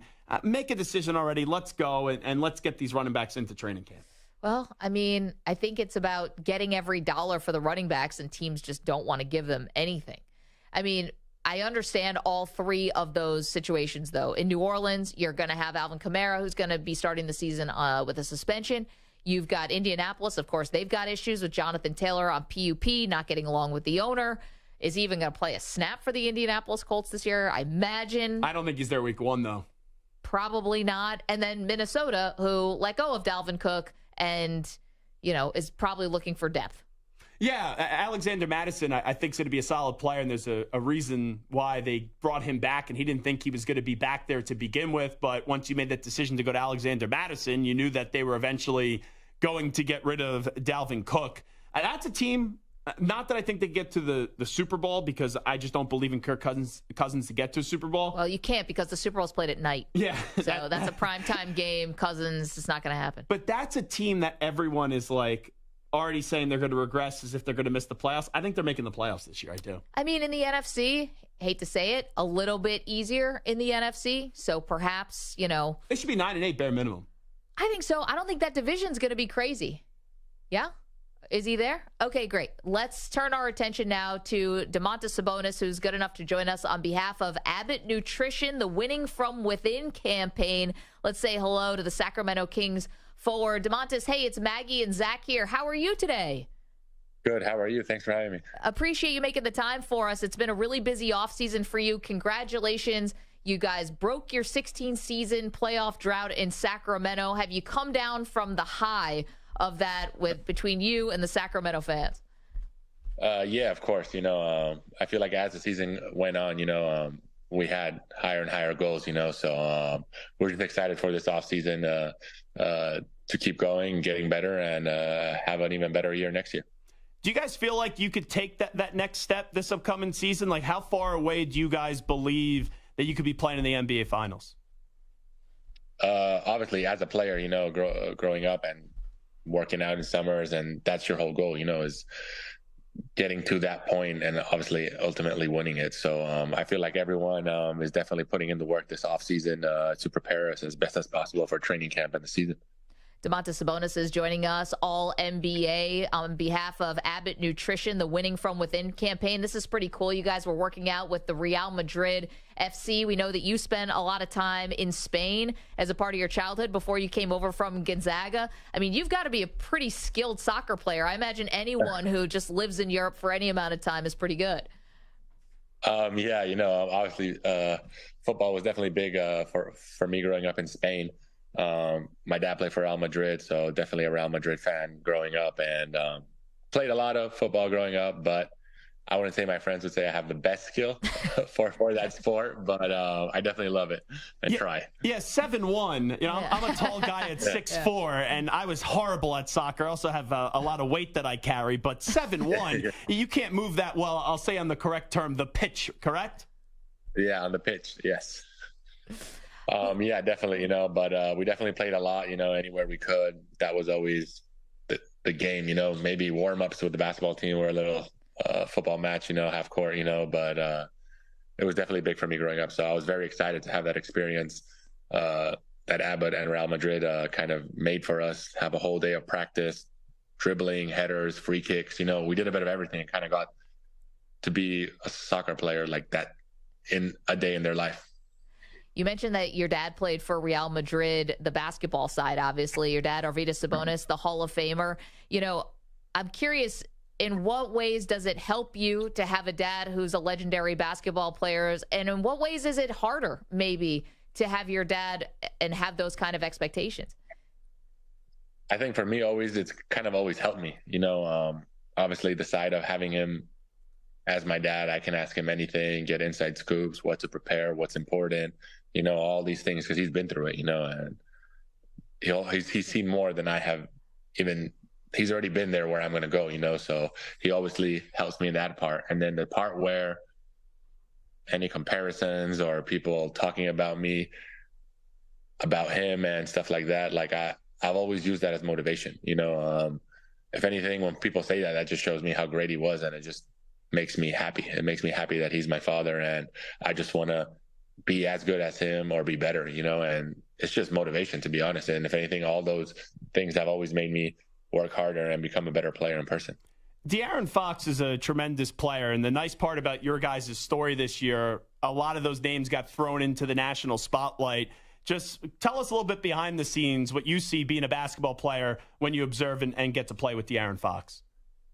You know, he's just a great player, great teammate, great friend, you know, just makes it easy, to be honest. You know, I mean, he's the clutchest player in the NBA this year and just made it very easy. You know, he made it, you know, at the end of the game, you gave him the ball, you were just confident he was going to get it done. You know, he gets this look in his eye. I mean, everyone sees it happening during the fourth quarter, and you're like, okay, like there's no way we're losing this game. You know, Fox has the ball in his hands, you know, something's good's going to happen out of it. So, you know, that definitely makes it a lot of fun to play with when you know you're going to end up winning at the end of the day. Domantas Sabonis is joining us on behalf of Abbott Nutrition. You mentioned the look in his eye. Who else do you see that from in the NBA? Like you see from De'Aaron Fox. Is there anyone else that you're like, oh boy, that person's got that look in their eye? I have no idea. I just know my teammate has it, and it's great to have a guy like that on your team that in clutch moments he can get you a bucket. So I'm thankful and happy for that. You know, everyone is going to bring up the Draymond Green situation to you. I thought you were in the right there and Draymond was in the wrong, but some people have said the other way. Were you surprised by some of the blowback you got from that situation? No, you know, it's a sport, you know, two big franchises, and, you know, it's the NBA, it's in the playoffs, you know, so obviously people are going to protect their side always, and that's just sport, you know, and, you know, at the end of the day, we're two players who are just trying to win for our teams, you know, and do what's best to get the win, you know, and I mean, that's it. It's just competitive sports. Have you seen Draymond or spoke to Draymond this offseason? No, I haven't. No, we haven't had the chance yet. He has not invited you on his podcast? That's crazy. Yeah, I mean, I don't know, you know, it's not up to me, you know, there's no beef, there's nothing, you know, we're just players, you know, playing for our team. We love the sport and we're just competitive, you know, and, you know, stuff happens. Well, you know, I think that it's good that you guys don't have beef, but we kind of like it as maybe a new rivalry, you know? Is there a budding rivalry between the Kings and the Warriors? Kings have had great rivals in the past with the Lakers. I mean, your dad had a great rivalry with Shaquille O'Neal. We love this kind of stuff. I don't think there's no rivalry, you know. They have their goals, we have our goals, you know. We just happened to cross paths this year in the first round, you know, and obviously they were defending champions. So obviously you always want to try and beat the defending champions, you know, but we didn't have the chance to do it this year, you know, and it's fine, you know, that's basketball. You move on, you have another year, another offseason to get better, and, you know, I feel like every team has that same goal at the end of the year, you know, so we're just going to keep building towards that. Mike Brown knows what it's like to win some championships. Coming in to Sacramento this past year, right? You guys take that big jump, and you guys are one of the better stories in the NBA. What did Coach Brown really bring to that basketball team?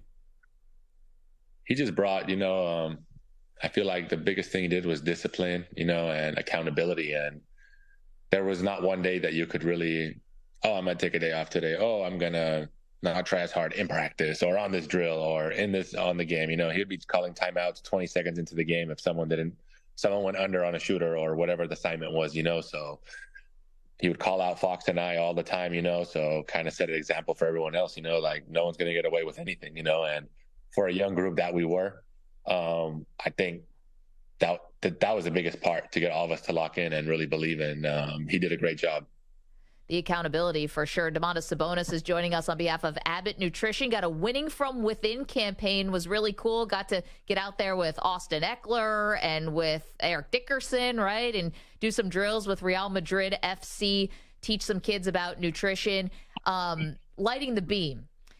Do you have to go bigger this year? Like, do you need to do, are we lighting 2 beams maybe after wins this year, or is just lighting the beam good enough for the follow-up season? I have no idea. What's going to happen. We're the players. We got to make sure we get wins. That's the marketing department and, the owners and stuff like that, and what they want to decide to do, but I obviously think it's a great thing for our city. It gets everybody involved. Fans are involved. They feel like they're part of the win, which they definitely are. And I don't know, the city was magical this year, and it's awesome to see, after so many years. So now you're a 3-time All-Star. You just made your first ever All-NBA team, at being the 3rd team. You led the league in rebounds too. Where do you evaluate your game right now with what you've accomplished, and where do you want to really take it to this upcoming season? Everyone knows me. I'm pretty hard on myself. So I feel like there's so much more left to do, and I'm not satisfied, and I'm always pushing for more. There's definitely so much more in my game that I can do and improve on, and, just be able to be the best I can be to put my team in the best situation come playoff time, come even further. Domantas Sabonis with us just for a few more minutes, and doing it on behalf of Abbott Nutrition, Winning From Within. Okay, so you're doing this thing with nutrition, but you're really hard on yourself. So, like, when Domantas Sabonis is having a cheat day, really just letting yourself go. Like, what are you eating? Oh, man. I don't even know. You seem like a cheeseburger guy. I don't know why. Cheeseburger and fries. Cheeseburger vibes from Domantas Sabonis? I wasn't getting that. I can eat a burger, but I don't know. It changes. It depends on the day. I'm a big pastry guy, like croissants and fun stuff like that, banana bread, stuff like that. I love a good banana bread. Man after my heart, yes. So I can definitely, my wife might make a batch, and I might eat the whole thing in one sitting. But when you're eating, and that's late at night too, so it's definitely not good.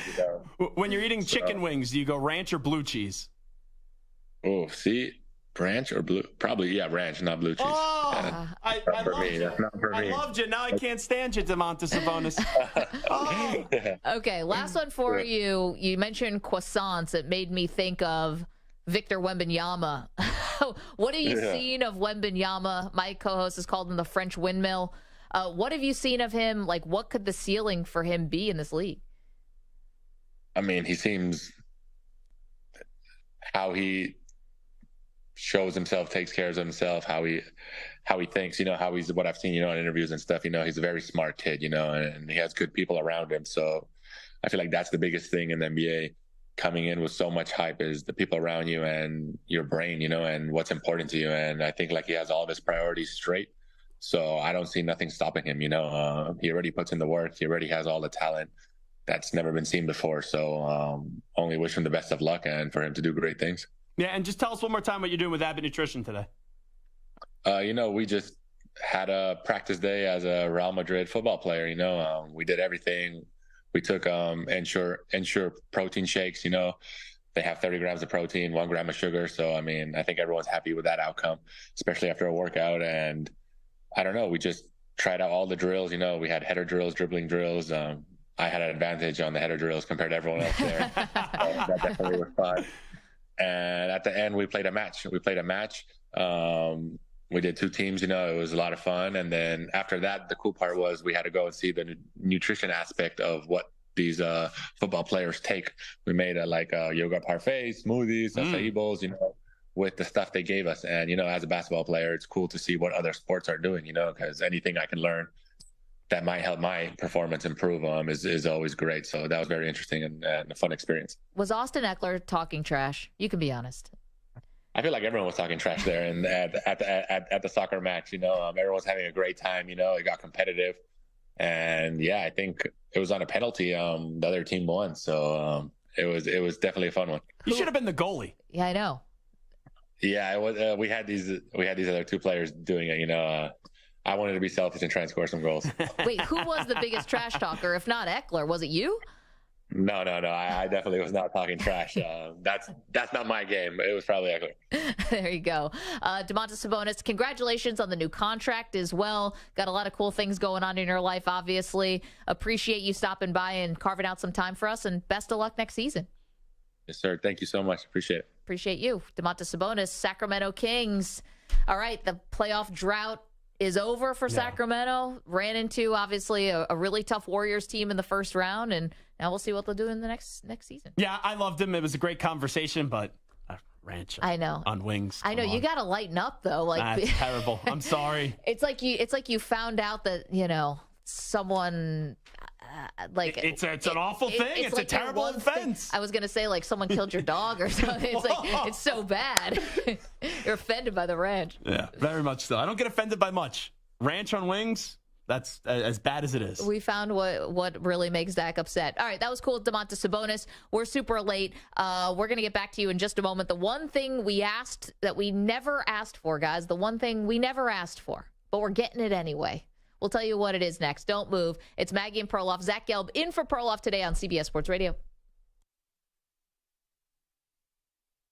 You're in a 5-minute break.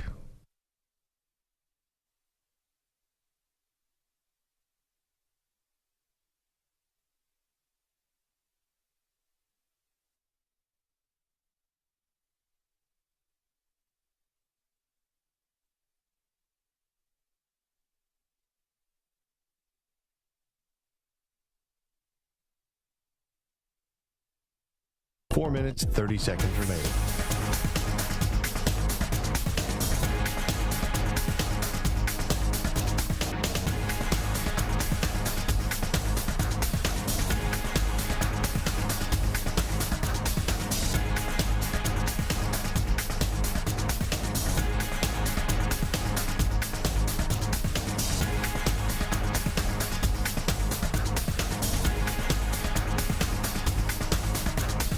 Minutes remaining.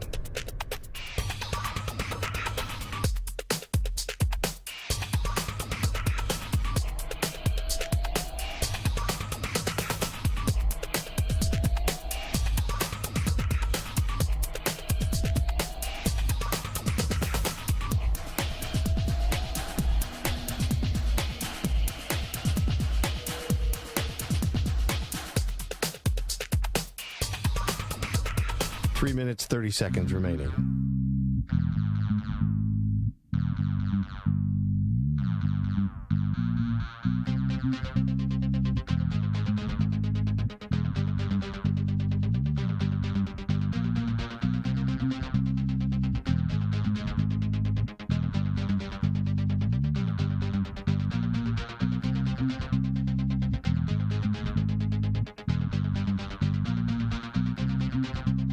Three minutes remaining.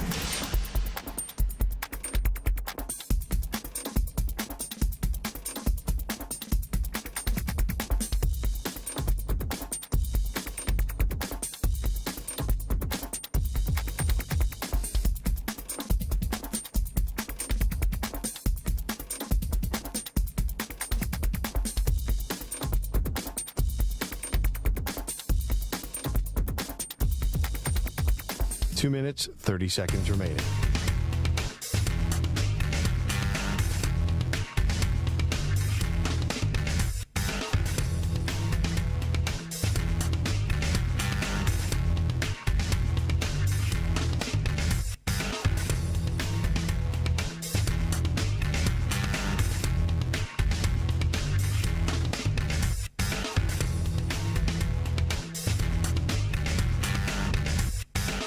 2 minutes remaining.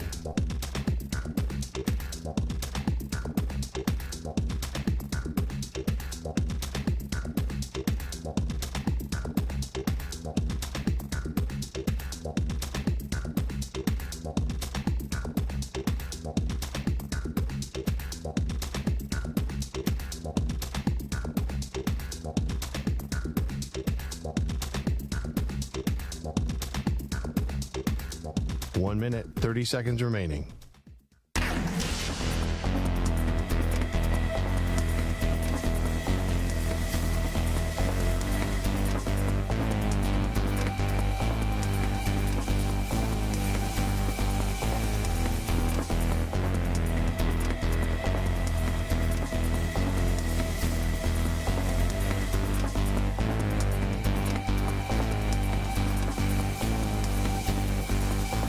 Minute remaining.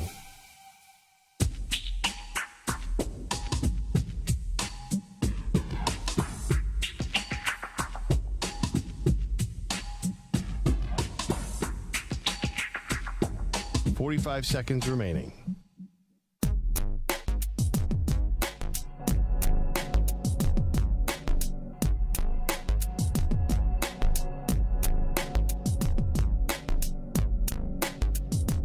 Seconds remaining.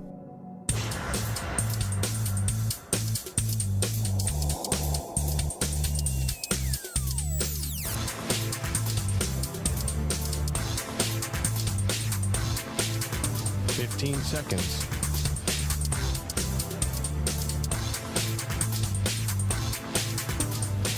Break ends in 5 seconds.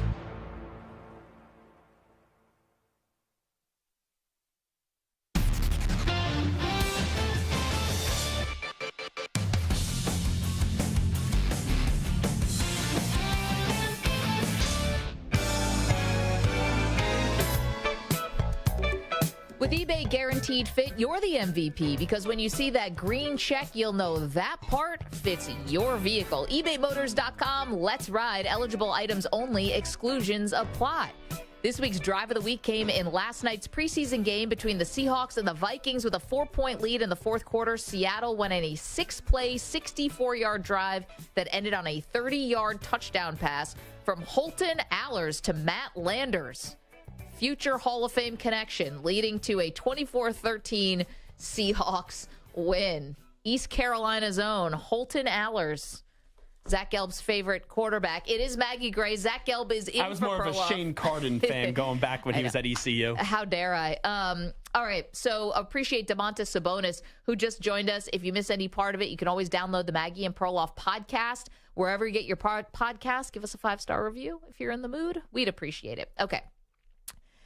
The one thing that no one asked for that we are now getting, and it's getting closer and closer, Zach, it just looks like some T's need to be crossed and I's need to be dotted, that Elon Musk and Mark Zuckerberg are going to fight. Do you actually think this is going to happen? I do. And according to new reports, they are going to be fighting in the Roman Colosseum. Now...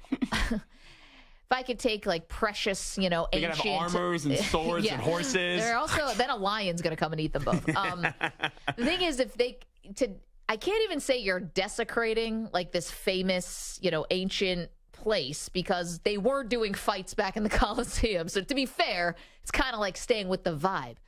However, this is when you're just too rich. There is a point when you can be too rich, and we just found it with these two dudes. This is stupid. Now, we like a lot of stupid things. Yeah. There's no doubt about this. But this one is at the top of the list, or pretty damn close to it when it comes to just a level of stupidity. These are two really rich people that have no ability in fighting. I don't care what the training videos say, that they're basically going to be like slapboxing, saying, oh, mom took away my credit card and crying, and someone's going to win. And this is going to be ugly. It's going to be gross. And I'll see clips of it on social media, I'm sure, and I'll click on them and I'll be an idiot. Yeah. Well, I think that we can do better, quite frankly, because nobody cares about Zuckerberg or Musk fighting. These two tech people, who cares? No, I care. I don't care who wins. I just want to see them get both beat up. Like, like both You lose, want them but- bloodied? Yeah, I just want to see them bloodied. I want to see them both walk out of there with like bloody faces, black eyes, fat lips. That will be cathartic for you. Does that really change your life? Seeing these guys it like doesn't change my life, but it's like Maggie said, it's cathartic. Just because these two people have brought us, I guess, joy and pain. I don't know. They're changing the world. Is it for the better? Whatever. Do you think one of those blue Twitter birds going to swoop down and go for Musk's head and try to like kill him? There's no way we're going to get that lucky. So I think we can do better, though. We're talking about, celebrity fights in the Coliseum. Like, let's really get something that we want to actually watch. So I got a couple for you, and they're in different divisions. Not necessarily weight classes, because I don't want to guess people's weight. But in the old man division, I would like to see Jerry Jones and Jimmy Johnson just settle this thing. Jimmy would win that one. I think Jimmy's got old Wouldn't even man be close. strength, and like Jerry's had a lot of plastic surgery, so like I think he's probably a little worried about messing up the face. You couldn't see any of the emotions on Jerry Jones' face if we're being real. Listen, I'm not judging. I'm just pointing out the obvious. So old man division, I want Jerry Jones against Jimmy Johnson. In terms of like the big guy division, the heavyweight division, if you will. Large fella? Just large guys. Give me a little Rex Ryan versus Rob Ryan. I mean, we never got that fight, and we probably never will. Like, some people want the Klitschko brothers to fight. I want Rex Ryan and Rob Ryan to fight. Well, if I'm Rob, I'm not wearing shoes to that fight, and it's an easy win for him. I mean, it's easy his brother, win. Zach. Doesn't matter. He'll look at those feet. He'll look at those ham hocks. Yeah. And then, boom, punch right in the face. That's pretty rough. I'd rather see another coaching brothers tandem, Yeah. the Harbaugh brothers, go at it. Oh, that'd be a good brawl. That might get intense. Like, that might get real, though. Like, that would get real. Like those guys would go at it, pleated pants and all. Two guys, pleated pants, no shirts. You know what I would love to see? It sounds like, never mind, Mark Jackson's going to call that one. For the adult website. I would love to see Mike Vrabel and Dan Campbell. Those are just two crazy, jacked out dudes that I think would be an awesome fight. See, but it's a little too, like, they're obviously in good shape. Yeah, it'd be good. It'd be a good fight. I don't want to see McGregor and Mayweather when you know it's like going to be a crappy fight. I want to see two guys just that are in great shape that are really going to beat the crap out of one another. I also wouldn't mind a Jennifer Aniston, Angelina Jolie. It's like, let's just settle this thing. It's a little bit of a cat fight. I don't want to lead into the stereotypes, but I'm sure they'd probably like take a swing at each other. Can I break the internet here? What? What about Beyonce and Taylor Swift? Oh, rival. Well, they've been kind of rivals for a while. Maybe not of their own choice, but... And by the way, if you're just tuning into the show for the first time, my name is Andrew Perloff. Yeah. If that tweet's going to just go viral and people are going to make mean comments. I think Marco would like to fight Brian Cashman, if I could just go out on a limb. That wouldn't be bad. A couple swings at the Yankees GM. Since you brought up a Yankee, I would love to see Piazza and Clemens actually throw down. Yeah. Because Clemens, I thought it was the ball. Loser. Yeah, they're just kind of old and washed up, though. Yeah, it'd still be fun, though. Yeah. See, I was thinking of other former Yankees, Jeter and A-Rod. Oh, that's a good one. That could be fun. Settle that one once and for all. I feel like A-Rod's taking one on the chin.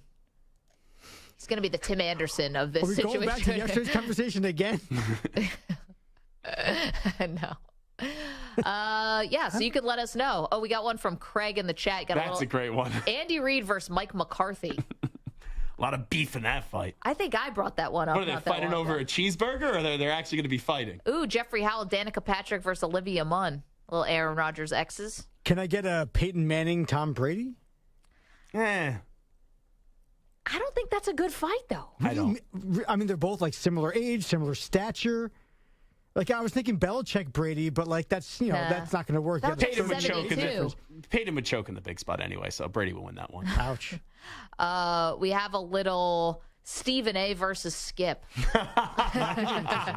You know what? Anyone against Skip, I think we would love it. Tiger versus Phil? Man. Boring. No, Tiger would crush him. Well, actually, I mean, Tiger's working out like the Navy SEALs. He would definitely crush Phil. Yeah, but he has a lot of injuries to go with it. Maybe Phil will bet on the match, first of all. Phil would have money on Tiger, I was just going to say. $1 billion. I feel like MJ would have a bunch of good ones. MJ hold LeBron, on. MJ Isaiah, MJ Pippen. What about MJ's son against Scottie Pippen? Yeah. I think they have something to fight over these days. I know. Pippen versus Jordan's kid. That would be good. I pay money to see that one. That'd be a good fight. Anyway, anything but Musk and Zuckerberg is what we're saying. We just don't want it. We don't care. Is there anyone in the media you would like to fight, Maggie? Yeah, there are. I'm going to assume we're not going to get that name. A couple. See, here's the thing with Maggie. I just drifted off into a dream-like state. Yeah, I've workshopped that in my head a couple times on how that would go. Drool coming down the side of your face right now. Sorry. Is that showing on the live stream? Everyone that I talk to are like, oh, Maggie's such a nice person. She must be wonderful to work with. And then I'm like, I just know Maggie when she's dropping curse words around the office. Don't tell my secrets, Zach. When I said to you once, what's Maggie and Perloff going to be like on CBS Sports Radio? You were like, it's going to be like a lot of cocaine and strippers or something, whatever you said to me in that interview. There's a different side of Maggie where you're more Bill's Mafia than what most people would think. That is Townie Maggie. I'm glad that a lot of people say that they think that I'm nice. Yeah. That is awesome. We also have Kemba Tales in the chat, youtube.com/CBS Sports Radio. Sean Payton versus Nathaniel Hackett. Did you notice that Hackett on Hard Knocks, he's kind of jacked a little bit? Oh, he's in good shape. Yeah, right. I like Sean Payton, but a little flabby in some certain areas. Yeah. Well, I mean, I wasn't going to say that. I think Hackett's in better shape. Oh, by far. I feel like Sean Payton he's got some vices. Oh, here's a good one. Yeah. Nick from Texas. Mel Kiper against Todd McShay. Ooh. Todd. Kiper he's got old man strength too. Also, just the energy that comes out of that hair. Forehead. It's mesmerizing. If Mel Kiper was like a superhero, his superhero thing would be slick through the hair and then throw you, there'd be like a spider web that comes out of it. Just shoot hair gel at you. There you go. All right. Let us know. So who are the people you don't like, by the way? Anyway, 855-212-4CBS, 855-212-4227. A quick Google search would probably take care of that. And as I always say, just like FDR, judge me by my enemies. Okay, a lot more to do here, including... I don't know who to judge you by. Coaches. Can you give me a name or two? All of them. A coach on the hot seat that you wouldn't expect. We're going to get to that after this CBS Sports Update. Here's Marco Belletti.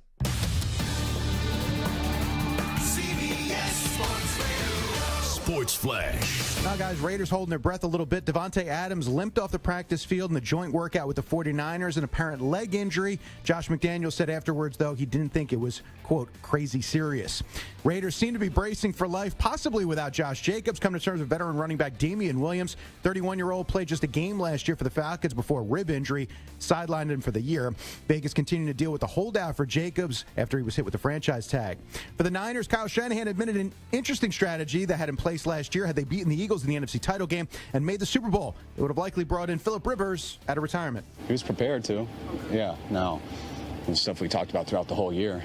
We would have had to seen how that was for the Super Bowl, but that was the plan most of the year. Meanwhile, Packers and Bengals hooking up tonight. Jordan Love expected to get some action as he begins his journey to take over for Aaron Rodgers. The plan, get a couple series out there. I'm not sure how many yet. Say we were going to kind of base it off practice, how it went. But yeah, no, I'm excited. I definitely want to be out there, get some reps, just get back into the game mode. And not a surprise, but official, Giannis Antetokounmpo will not be participating in the FIBA World Cup for Greece. Continues to recover from off-season knee surgery. I'm Marco Belletti. CBS Sports Radio is everywhere, at home, in your car, and of course on your phone and tablet. Find us on your local affiliate, SiriusXM Channel 158, or the free Odyssey app. CBS Sports Radio.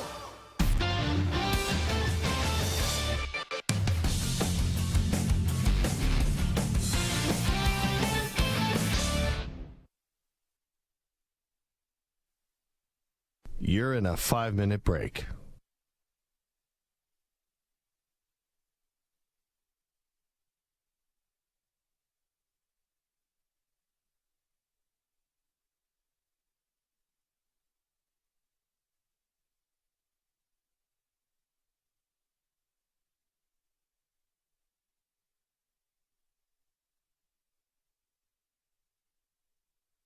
4 minutes, 30 seconds remaining.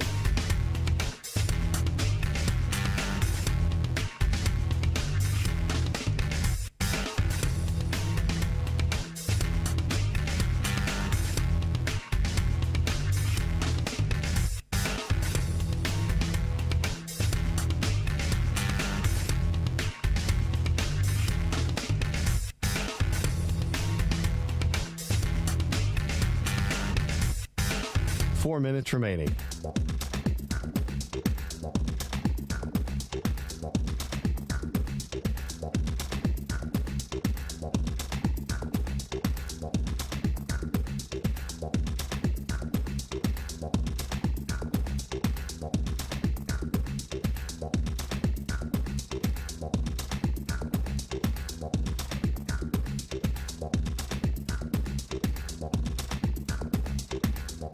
Three minutes, 30 seconds remaining.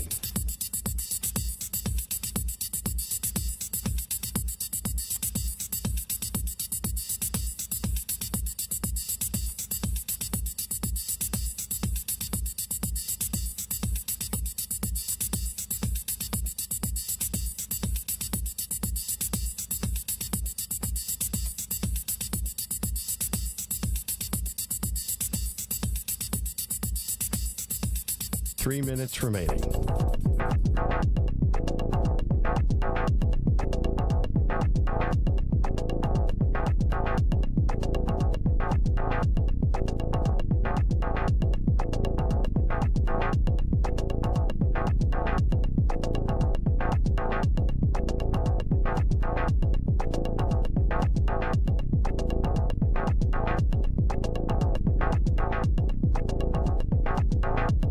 Two minutes, 30 seconds remaining.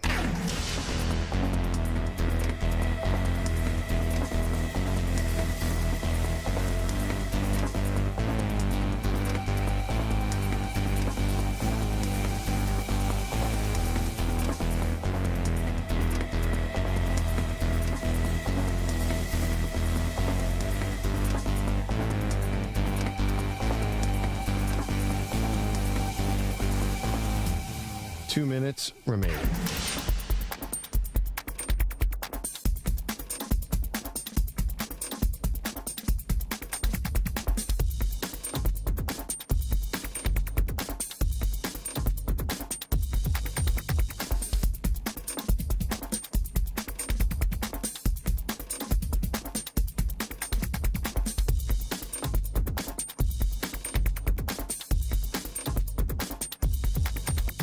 One minute, 30 seconds remaining.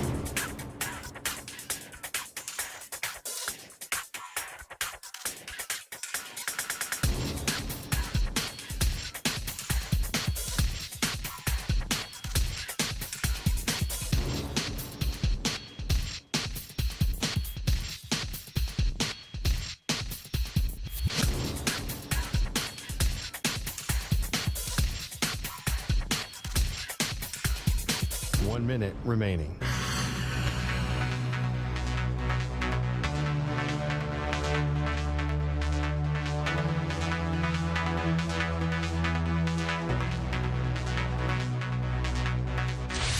Five seconds remaining.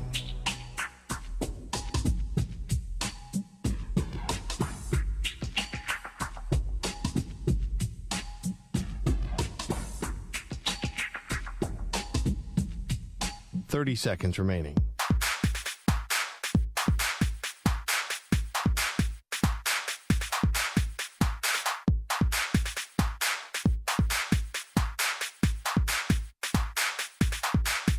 Fifteen seconds.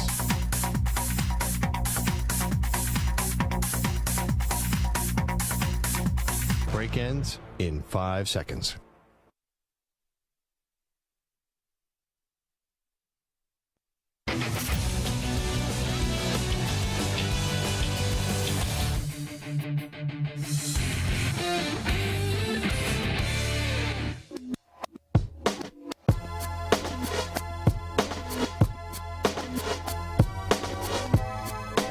Our Ask the Pros question of the day. It's brought to you by O'Reilly Auto Parts. Today's question comes from Corey in Portland, Oregon. Is there an NFL head coach on the hot seat who we may not be thinking of. Not obvious. You can submit a question by tweeting at CBS Sports Radio or at Maggie and Pearl using the hashtag #AskThePros. Think O'Reilly Auto Parts for all your car care needs. Get guaranteed low prices and excellent customer service from the professional parts people at O'Reilly Auto Parts.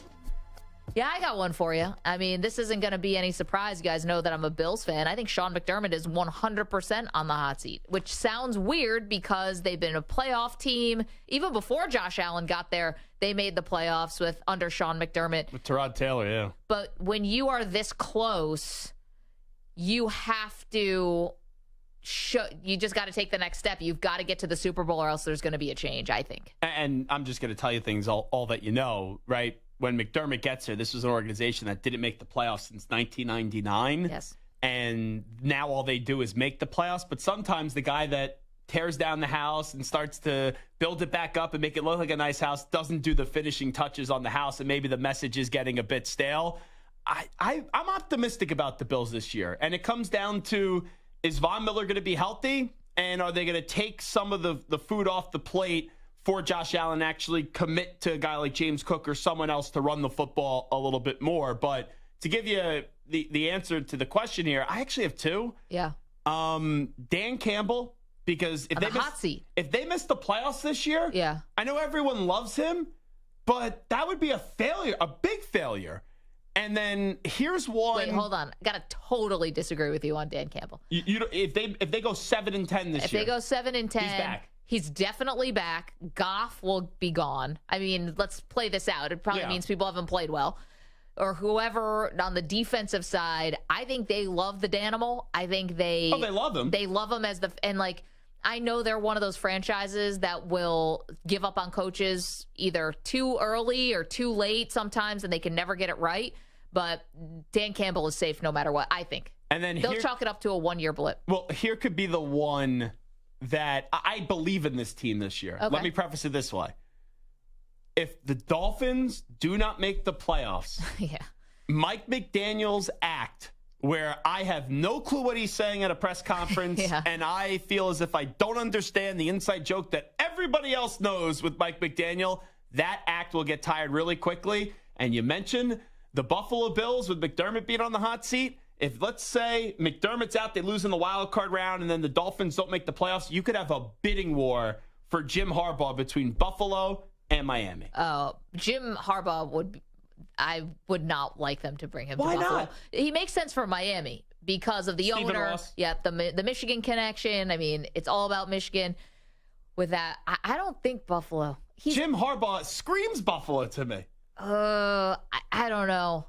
I don't know if I could get behind it. And when he was in the NFL, he was 3 good. NFC title games and a Super Bowl. No, I know. He was very good. Am I being a little too, I'm discriminating against Jim Harbaugh because he's a stone cold weirdo. But you know what? All football coaches are stone cold weirdos. I actually like Jim Harbaugh.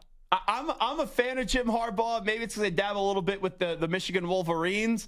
But this guy now all of a sudden, because he bought some kid a burger, now the NCAA, those frauds, those hypocrites are going to suspend him 4 games. He may be looking, and he's been looking the last 2 years. He's gone. But he's probably really itching to go back to the NFL. I do not think Harbaugh is going to be in Michigan next year. So because the NCAA thing is just annoying more than anything. It's like, all right, in the middle of COVID, he bought some kids some hamburgers, but there was some other stuff going on with the organization. It's because he lied. It's because he lied. Which is dumb to punish him just for the lying. Well, and it's dumb to lie. But yes, all around. But it's, it is a slap on the wrist. They don't play anybody in the first 4 games. They're not going to be in danger of losing those 4 games. I just think for Michigan, and Perloff and I have talked about this, this is the chance. This is the chance to win the title. They have a really great team. They're returning key players. And the fact that he has basically been doing interviews the last 2 off seasons means he's telling you without telling you. Like, he was at Minnesota on National Signing Day 2 years ago, with the Vikings. The question isn't, does he want the job? It is someone going to give him the job? Because he interviewed for 8 hours with the Vikings, and he was begging for a job this year. Broncos? Yeah, the Panthers, he was begging too with David Tepper, and no one really said, we want you to be the coach. And by the way, I see some people in the chat because I'm a loud New Yorker. Yeah. They're like, oh, why is Zach always yelling? I'll whisper it for them. No, that's just Zach talking. Yeah. Zach's not yelling. Jim Harbaugh may be back in the NFL next year. Is that tone? You want me to put you to sleep and you could start snoring off all you people in the chat? I'm whispering. I'm just a loud person from New York. YouTube.com/CBS Sports Radio is where you can watch. Yeah, I don't think Jim Harbaugh in Buffalo. That's an interesting one, though. Would he connect with Josh Allen? Now he got me thinking. All right. That fan base would love him, though. I will also disagree about Belichick being on the hot seat. I do not think he is. I think this is a lot of smoke. If Belichick wins 7 games this year and they miss the playoffs, they're really going to show him the door? I don't think so. I think he has too much currency built up in the organization. Now, the more obvious guys who are on the hot seat to me, Kevin Stefanski. Absolutely. Because the expectations for the Browns are so high. You've got Ron Rivera. Rivera's not helping himself with the Eric Bieniemy stuff that's gone on, and we'll give you an update on that in a minute. And Dennis Allen, Todd Bowles, too. Mike McCarthy? They're going to win, though, 11 games, 12 games again. And the one misnomer with Jerry Jones is people think he's very impatient.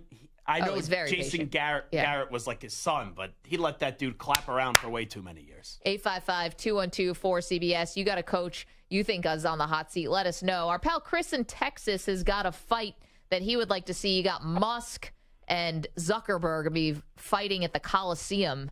At least it's trending that way. Hey, Chris, who do you want to see fight? Yeah. Troy Aikman and Barry Switzer. No, man. I said Jimmy Johnson and Jerry Jones before in the elder man's division. The AARP division. Chris, thanks for the call. The early bird special division, probably more like it. Robert Saleh, too, definitely on the hot seat. Robert Saleh for sure. Saleh, to me, listen, I get it. He's a naturally positive and upbeat guy. But I don't know if he's a great coach, number one. Yeah. It looks like maybe the 49ers defense even got better after he left. And then, 2, like, just feeling like he's coming off a little like they've already done something just because Rodgers is there. It's like, oh, we're tough now because you got Aaron Rodgers in the building. And I don't think he's on the hot seat, but I'm curious how we're talking about Matt LaFleur this year without Aaron Rodgers. Interesting. 855-212-4CBS. Don't move. Got a lot more to do, including some interesting comments about a future Hall of Famer.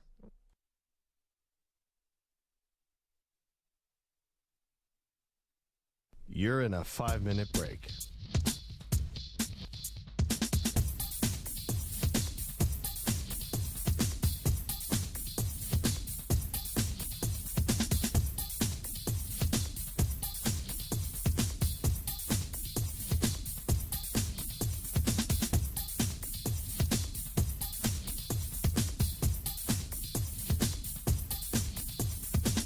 Four minutes, 30 seconds remaining.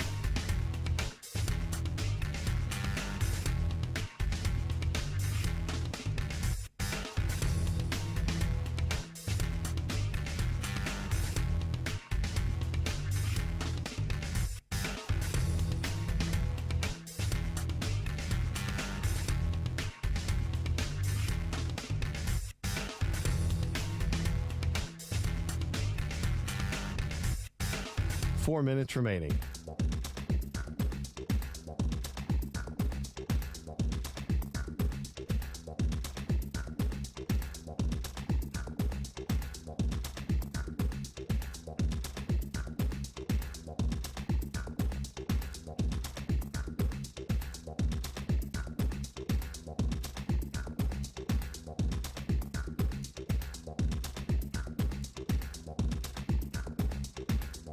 Three minutes, 30 seconds remaining.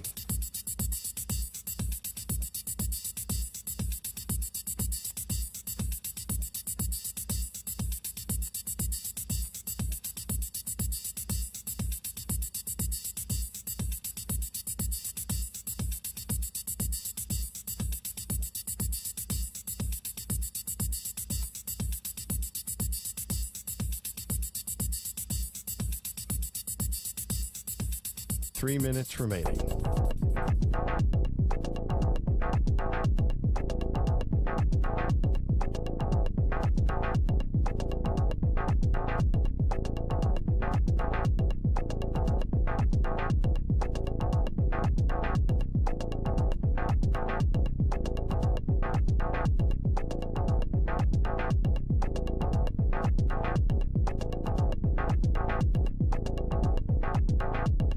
2 minutes, 30 seconds remaining.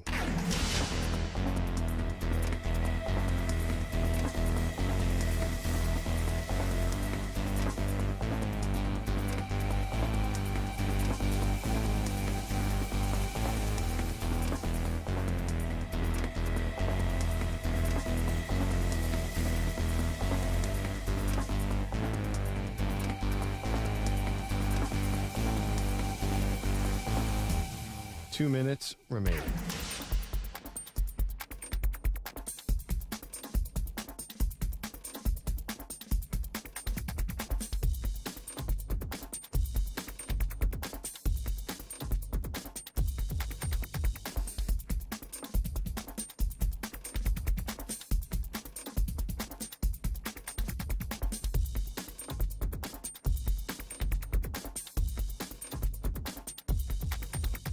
One minute, 30 seconds remaining.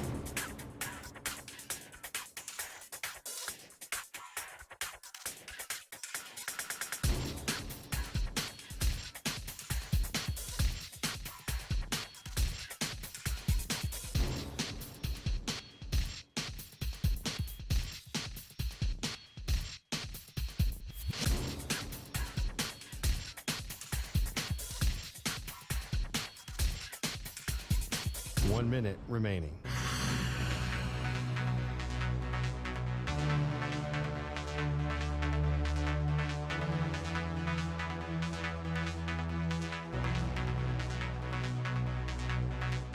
Forty-five seconds remaining.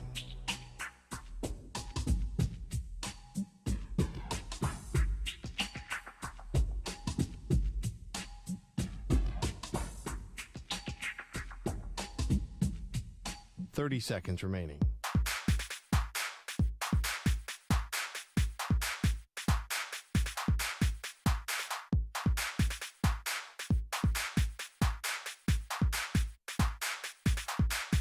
Fifteen seconds.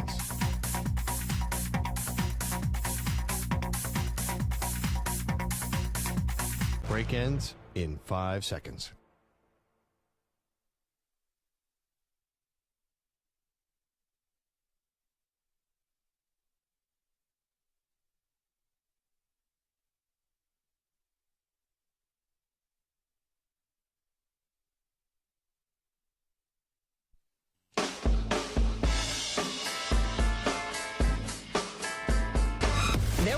There of 8 and 9-year-olds who their kids are hearing some terms for sexual acts and then came back to the parents and said, "What is this?" Ooh, that's a tough one. My daughter's memorized about 15 Nicki Minaj songs. Oh, boy. So she knows a little more than I am. Sometimes I go to her with questions. What is WAP? You know, it's an interesting moment, and it's related. When your kid drops a curse word on you, my daughter, like 9, didn't like this teacher. My daughter's this cute little thing. She goes, "Bleeping Miss What's her name?" I was like, whoa. Working blue. Wow. They are Maggie and Perloff on CBS Sports Radio. Well, Josh McDaniels said it's not crazy serious, but that kind of implies that it's somewhat serious, and that's Davante Adams, the all-pro wide receiver, leaving practice today for the Las Vegas Raiders. And it's Maggie Gray. Zach Gelb is in for Andrew Perloff, as Perloff is gallivanting around Eastern Europe right now. Well-deserved vacation, but kids are probably cursing up a storm on that trip. Aren't they always, as we learn? But here's the thing. Whether you think that the Raiders had any expectations on the outside, Zach, until further notice, the Raiders themselves have to think they have expectations. You made the big trade for Davante Adams, then you paid him. You've invested money in both the offense and the defense. You brought on Jimmy Garoppolo to be the bridge guy, even though you didn't draft a quarterback yet. Even you could have, but you didn't. And this screams all in. So Davante Adams leaving practice with an injury of any severity is a big deal. So the Raiders are so weird because you see that NFL top 100 list, which I'm always skeptical about, and there's always things that make you raise your eyebrow. But the Raiders do have 3 players in the top 15 of that list. That's voted on by the players. Max Crosby, Davante Adams, then Josh Jacobs. Now, you got to get Josh Jacobs back into the building, but you would assume eventually he will get in there because you're only going to lose that money and you never get it back. There is no way that I could actually see the Raiders making the playoffs this year because I don't believe in Jimmy Garoppolo, and there's a good chance, unfortunately, Jimmy Garoppolo gets hurt because it happens almost every year. But them getting rid of Derek Carr, I didn't have a problem with because Derek Carr only takes you so far, and he's not a top 10 quarterback in this league. They missed the opportunity, and if they wanted me to get excited, they should have went out there and acquired Aaron Rodgers and pursued that even more seriously. Yeah, it was funny. It never seemed like it was on the table. And remember McAfee, the day where Rodgers goes on and says, I intend to go play for the Jets, he even made mention, there's a guy that I used to play with that's a wide receiver that got traded to another team that I would have loved to have reconnected with. So you can't tell me that the Raiders were untouchable in the eyes of one Aaron Rodgers. Yeah, you know what's interesting about that is, the Josh McDaniels system, Jimmy Garoppolo has talked about that. He's like, I'm comfortable in the system, but it's a lot more. It's a lot of pre-snap reads. It's a lot. Rodgers would have had to come in and learn Josh McDaniels' whole system, whereas he goes with Nathaniel Hackett. He's teaching the other guys the offense. He doesn't have to learn a new language. But Rodgers takes it to a different level of intellectual experience. Right? I think he would love to see this new profound offense that can make him sound as if he's the smartest guy in the room. Go into a cave, do some ayahuasca, study the playbook. That seems right up Aaron Rodgers' alley, especially in Las Vegas. I know, just a regular Wednesday afternoon for Aaron Rodgers. But the Davante Adams thing is kind of big because we don't know the severity, not crazy serious, but kind of implies that, at least there's some level of severity to it. And I always thought that Davante Adams was going to end up asking for a trade. But if he's hurt or if he's not at 100%, then that kind of damages maybe some of his trade value. I have no idea. This is all very early, but it's not nothing, guys. It's a Friday. It's a summer Friday. This thing might get a little lost in the shuffle. It shouldn't. Davante Adams, even with, one of his best friends in Derek Carr last year, but then going to a backup quarterback. I mean, he still put up huge numbers last year. He's a stud. He's amazing. He could be hurt. He could have a bad year. I would give up a first-round pick next year for Davante Adams. And I know I'm more like Les Snead where I operate F those picks all the time. But Davante Adams, you could still make the case, is the best wide receiver in football. It's either him, Justin Jefferson, or Tyreek Hill. Pick however you want to order those guys 1, 2, and 3. Didn't you hear Justin Jefferson's a system receiver? Yeah, I know. According to Perloff. Are you serious? To Perloff, he said Justin. I don't want to misquote Andrew Perloff while he's not here to defend himself. The direct quote was, Justin Jefferson is a product of Kirk Cousins. And that offense. He's sort of a system receiver. Yeah. Okay. That's up to 100,000 views on TikTok or 200. whatever? Now, let's just do this exercise here. If both were free agents tomorrow, and let's say the same age. Kirk Cousins and Justin Jefferson? Are people more rushing to demand for Justin Jefferson to get signed or Kirk Cousins? Even with Kirk Cousins being a quarterback, it would be Justin Jefferson. I agree with you. I mean, let's think back. When Kirk Cousins was leaving D.C., he had basically two teams. The Jets and the Vikings. And don't forget, he took less to go to the Vikings, which is kind of fun. Those are two organizations, man. Yeah, Samter Few. Oh, my God. He would be the best quarterback in your history. You would have avoided Mono Boy, and you would have avoided Zach Wilson, the MILF Hunter. But we wouldn't have Aaron Rodgers. Yeah, that's true. He also has not played it down yet for your team. But yeah, you're right. Let's see. And also, I guarantee you a year ago, Samter's definitely one of those people. I can't stand Aaron Rodgers. I dislike this guy. No, I still can't stand him. But he is my quarterback, so I have to pretend. 5 minutes ago. Can we hear from Doug Peterson? So Doug Peterson talking on Sirius XM NFL radio and talking about his quarterback, Trevor Lawrence.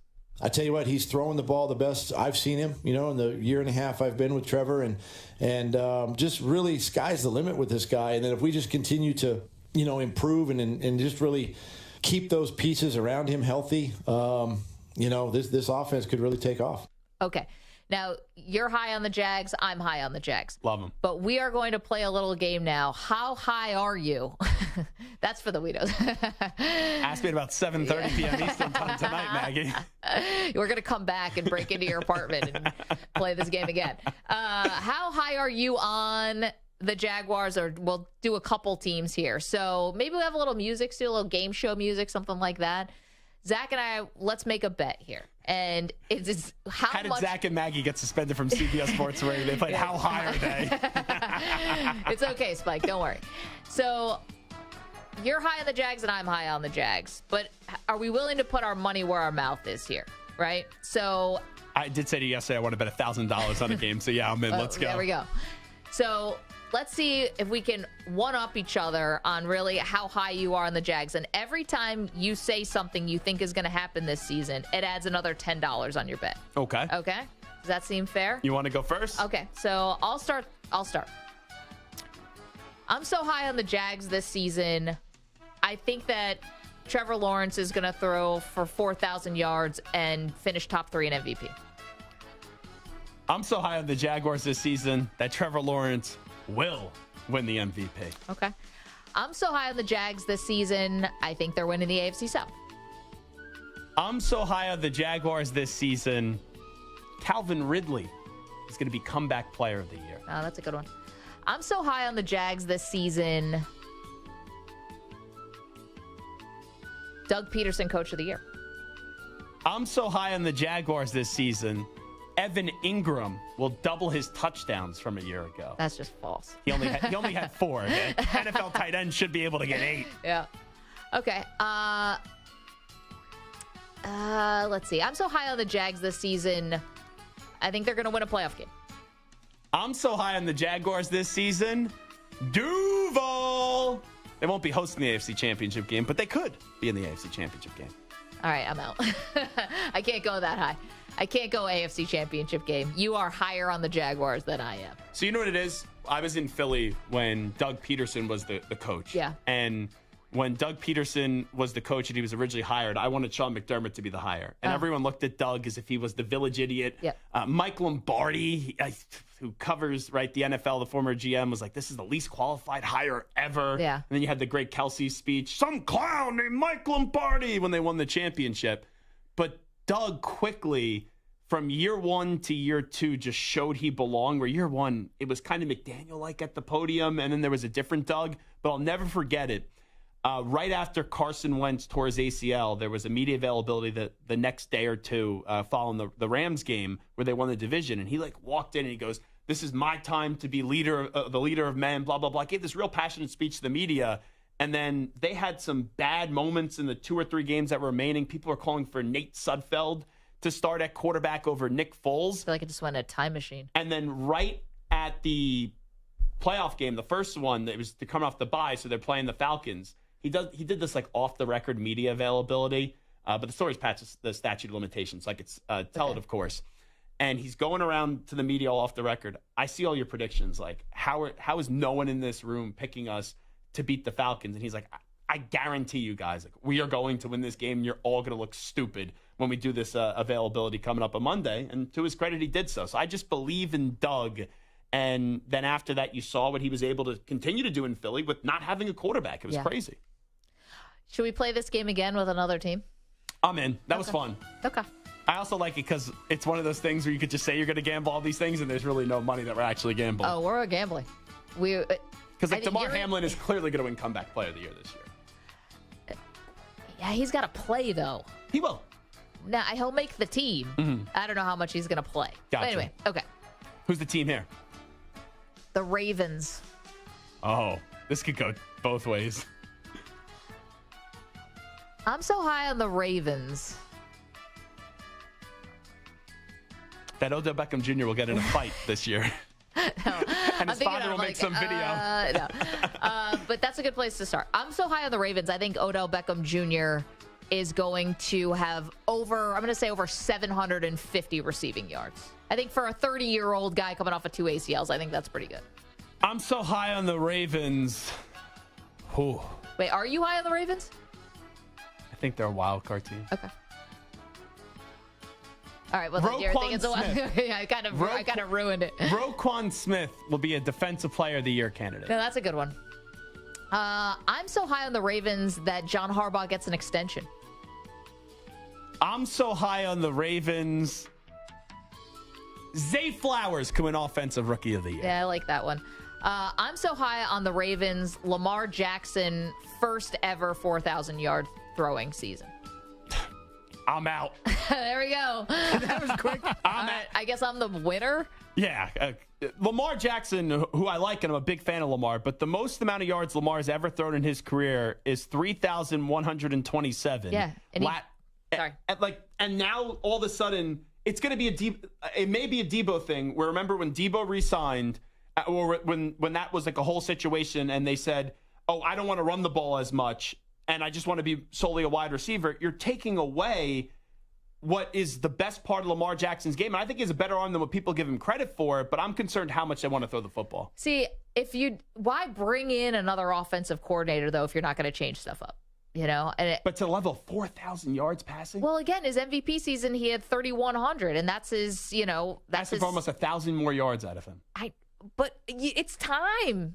You know what, or get off the pot here. I mean, we know he can throw the ball. They gave him some receivers. Peter King's high on Zay Flowers. All right, you want to do another one? Do our last one here. Yeah, could we actually get a team that I really believe in on this so one? I'm going to let you choose the team. Ooh, okay.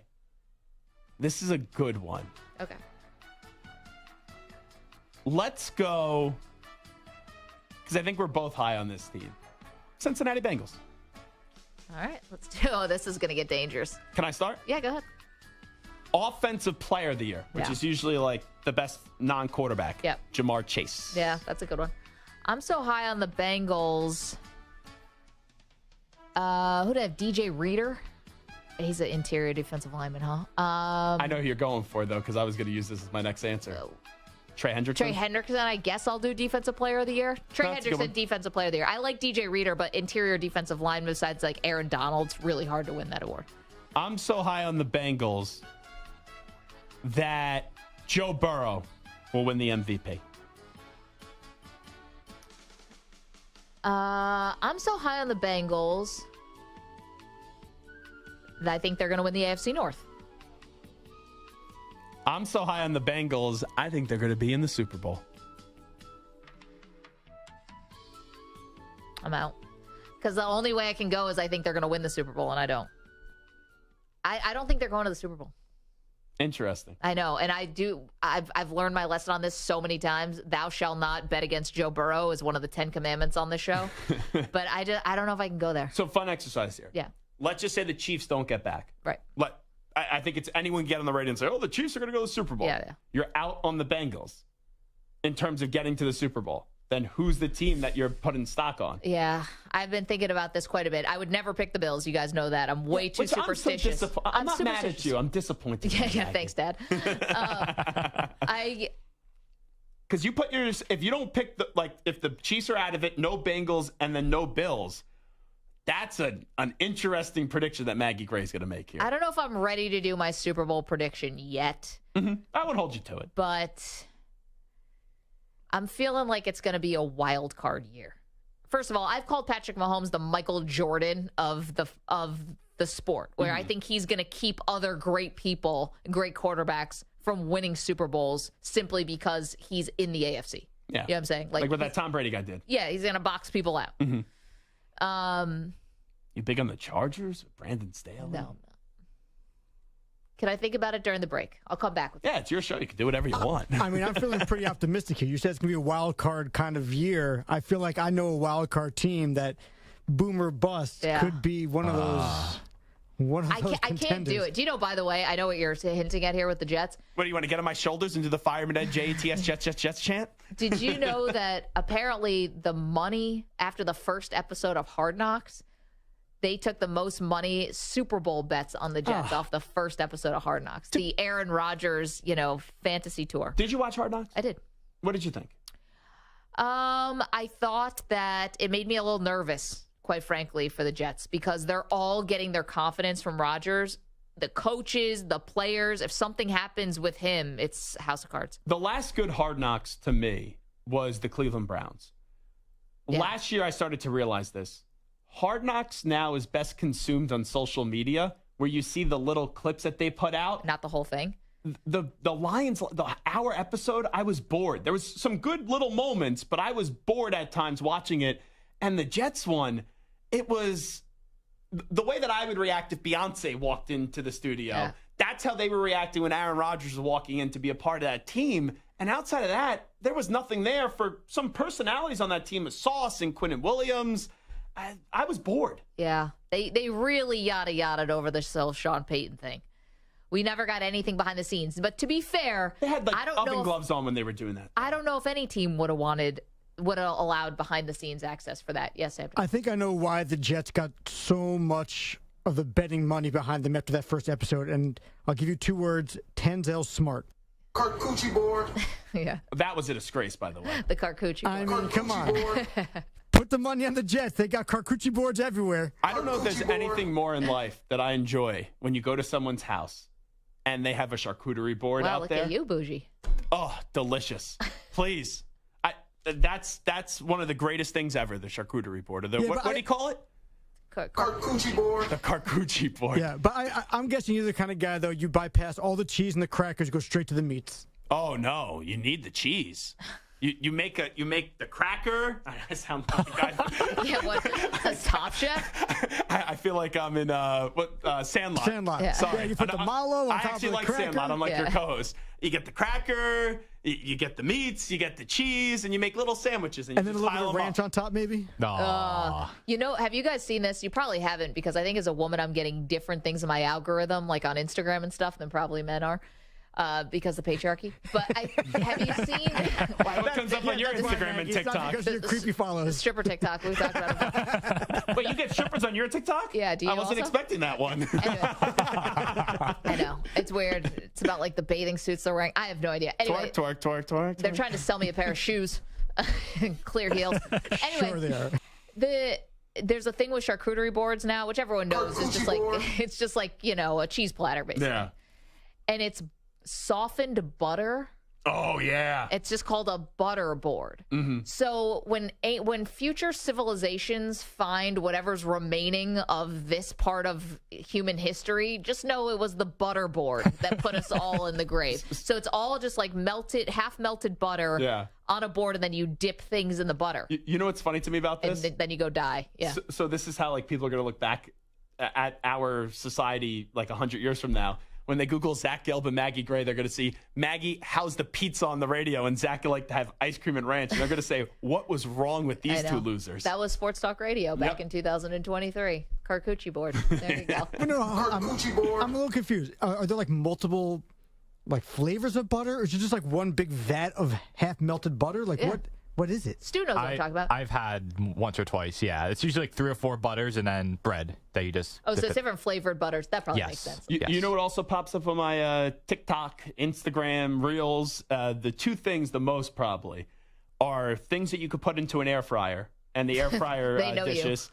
And then I've never seen the show Shameless, but I feel as if I watched all of Shameless just with the TikToks about this Gallagher family that keeps on popping up, and it is never addicting. get that. I've never watched Shameless, though. I've watched Shameless, but I don't get the TikToks. I get them all the time. I don't know what the algorithm is, why I end up getting that. And like Little Sheldon, that show with the football coach, that pops up on my TikTok all the time. I've never even heard of these 2 shows.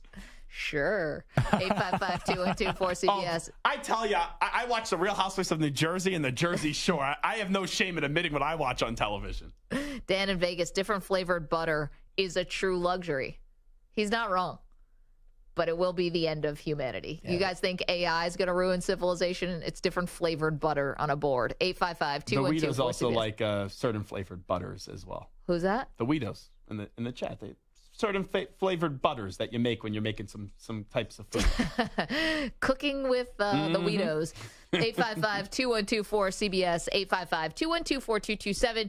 You're welcome to weigh in. You're welcome to watch the show, youtube.com/CBS Sports Radio. We're on all of our amazing CBS Sports Radio affiliates. Coming up next, and let's just get weirder. I'm going to put on a duck suit. The Advice Duck is in the house. Send your questions. Use the hashtag Advice Duck. We're back in a moment. You're in a 5-minute break.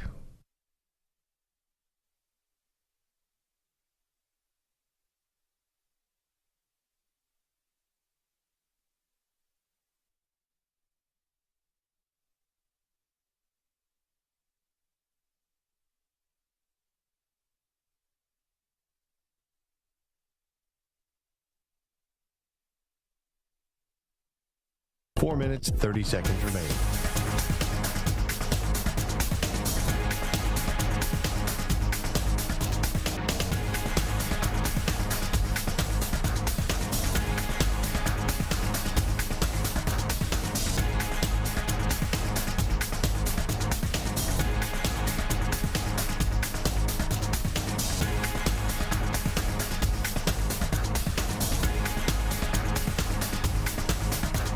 4 minutes remaining.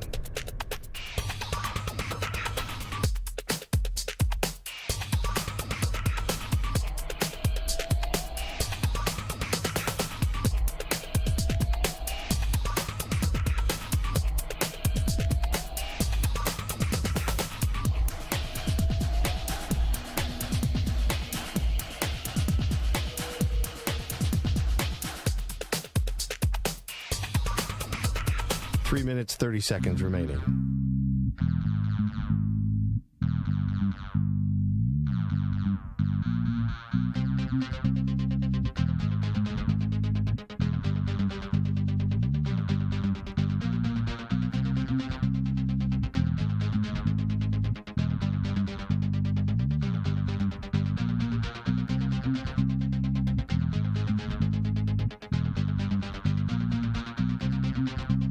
Three minutes remaining.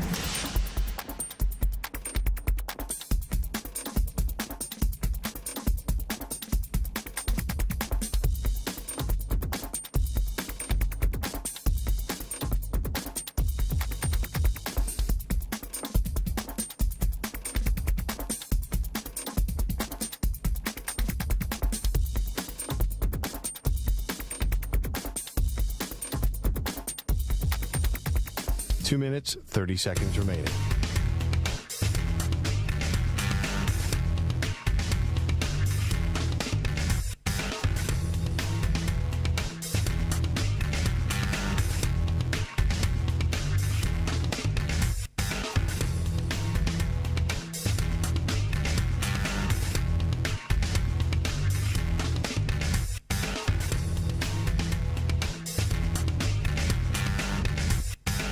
Two minutes remaining.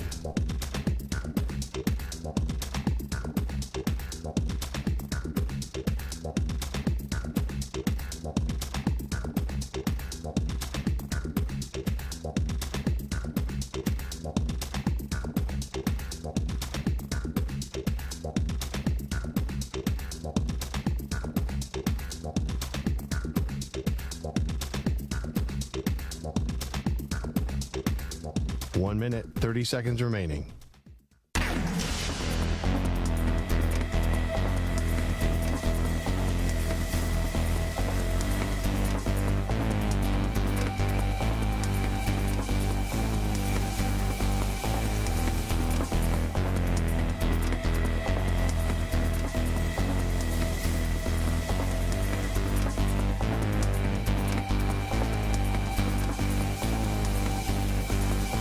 Minute remaining.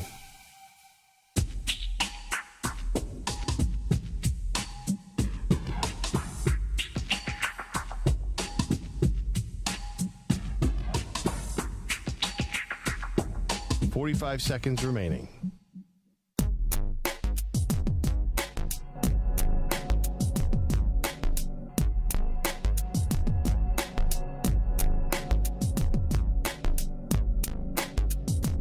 Seconds remaining.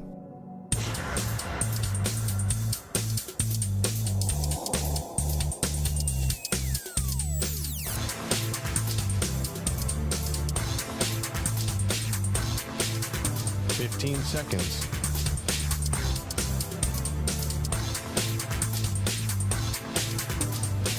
Break ends in 5 seconds.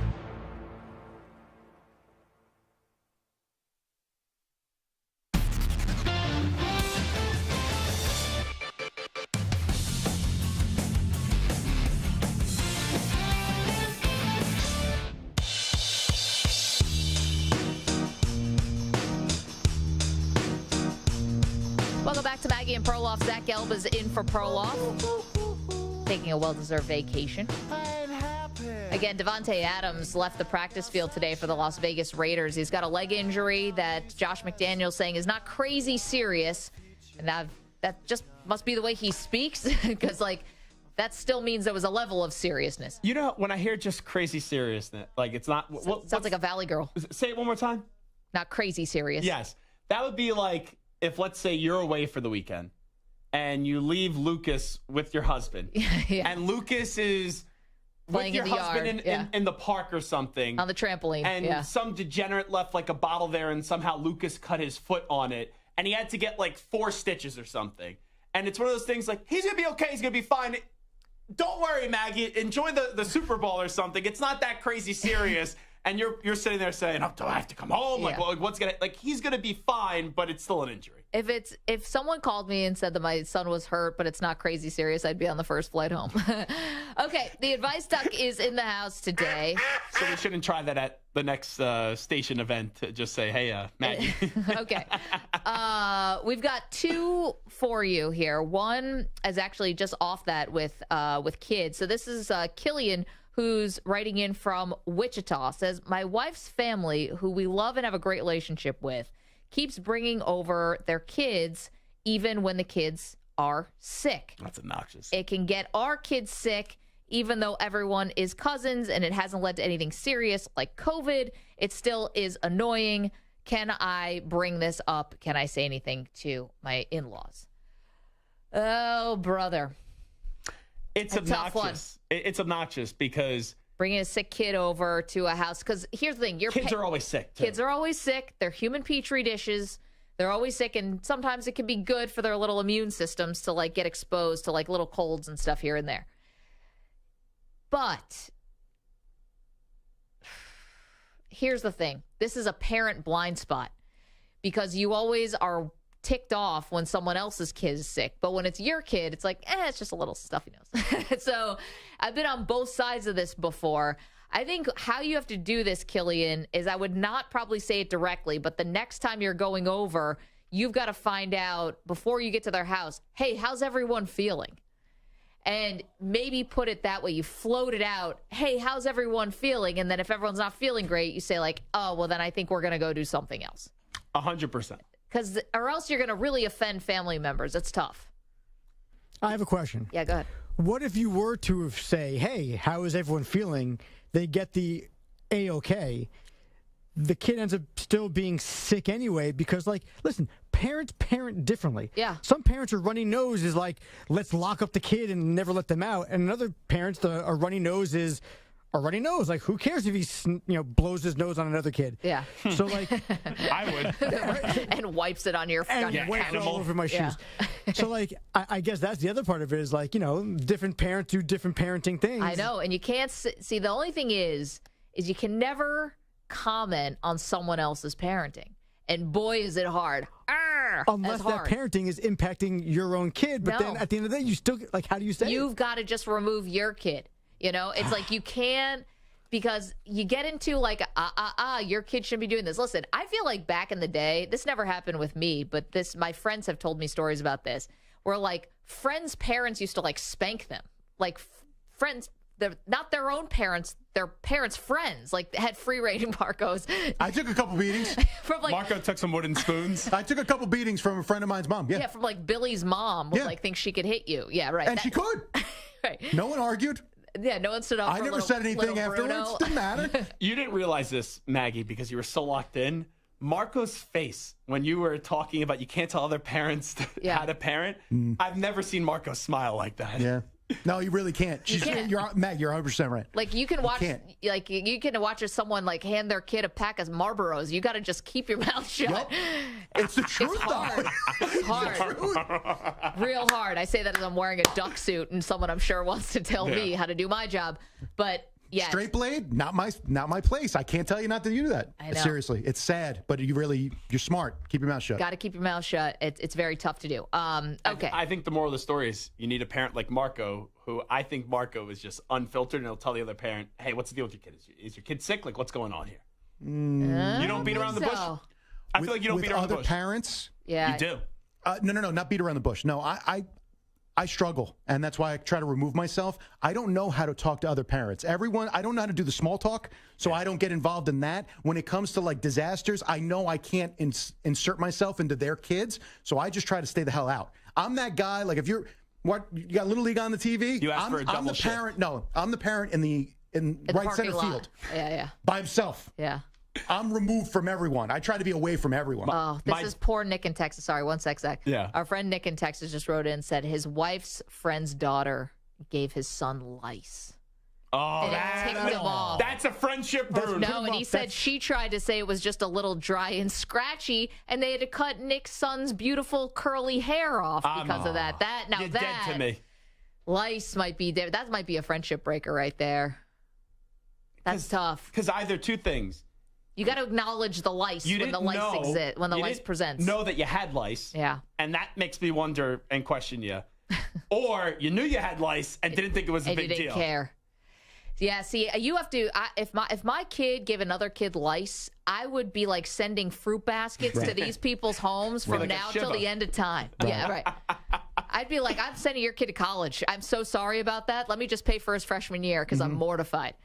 Okay, how about this one from our pal Mike in California? Mike, California. Where was it here? Mike.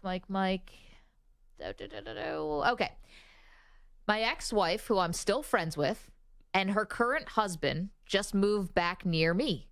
Now he wants to hang out and be buddies since he doesn't know anyone else out here. Can you help? Ooh, Mike. You know what this seems like? Yeah. Seems like the new husband wants to let off some steam on the wife.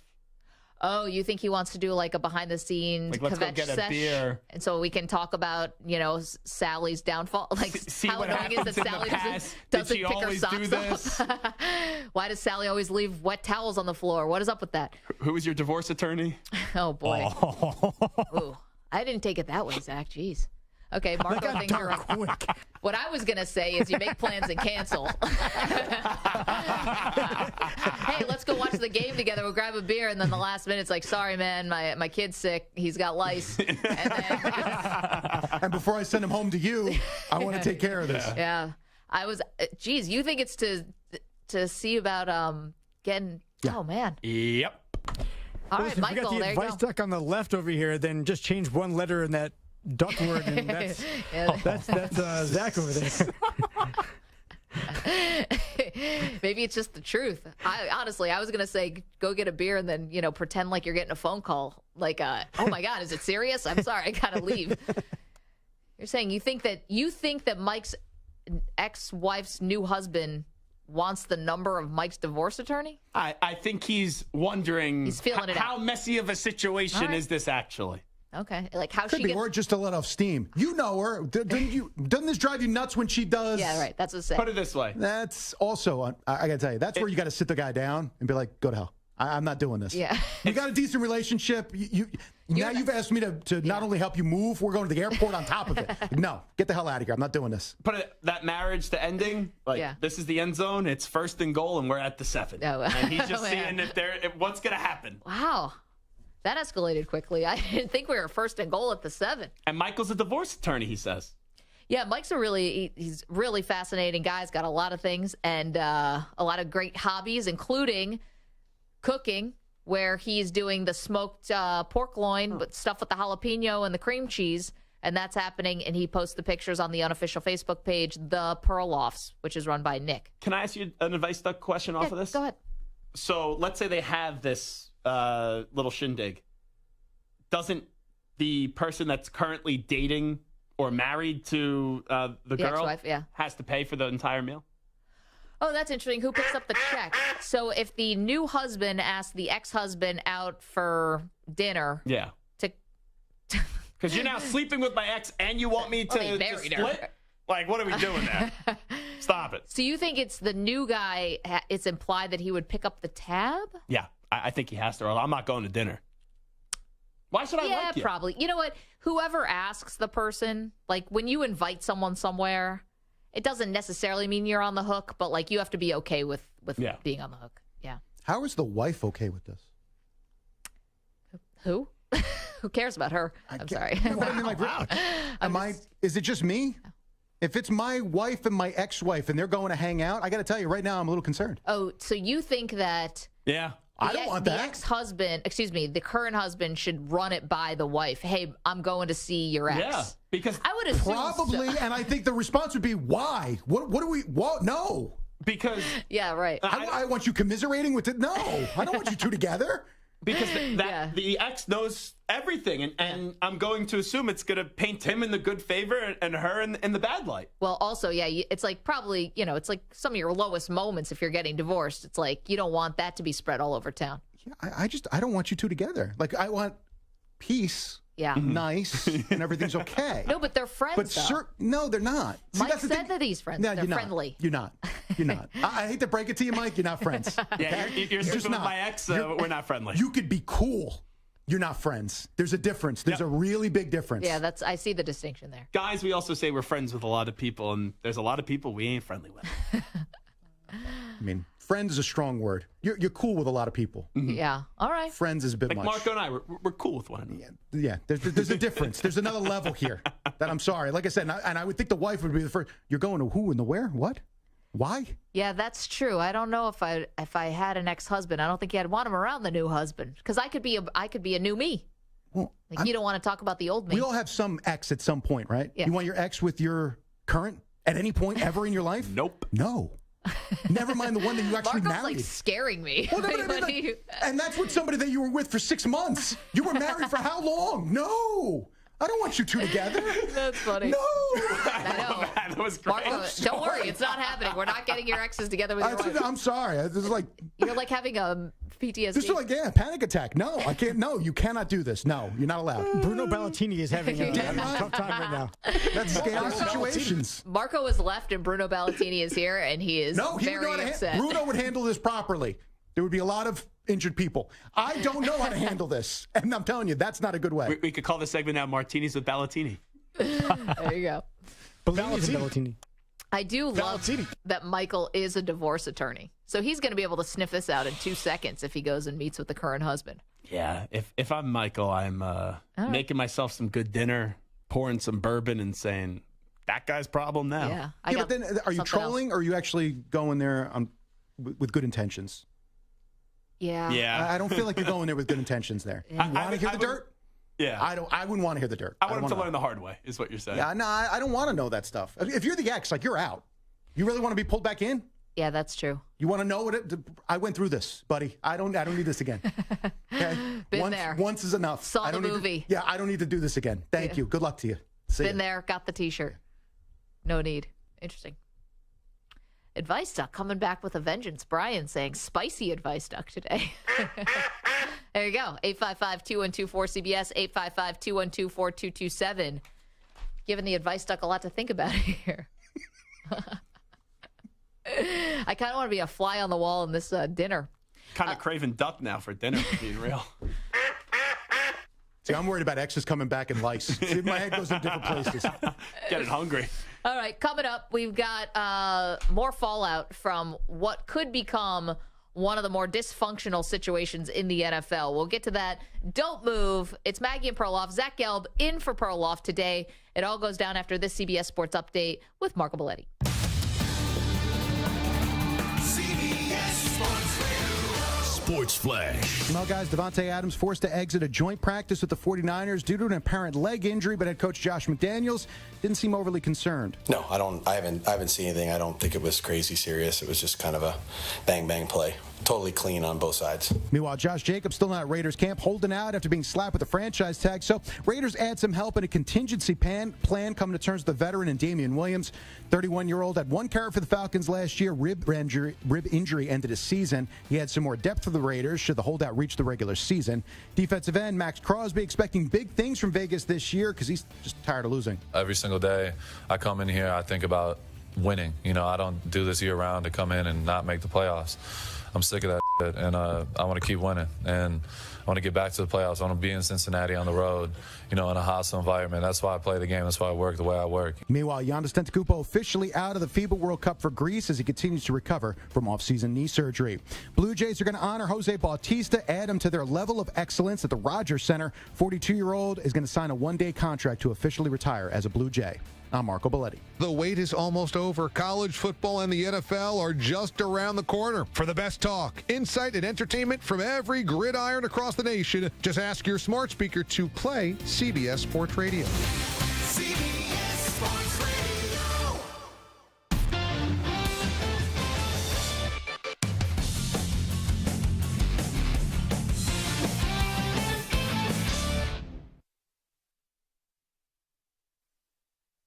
You're in a 5-minute break.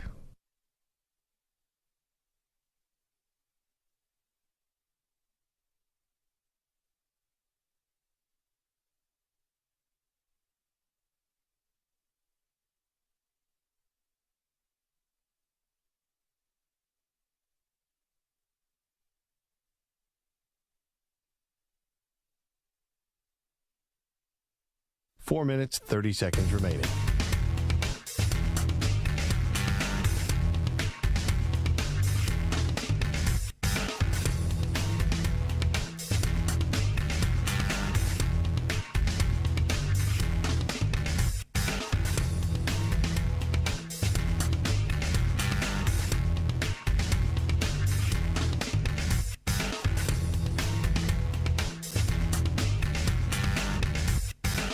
Four minutes remaining.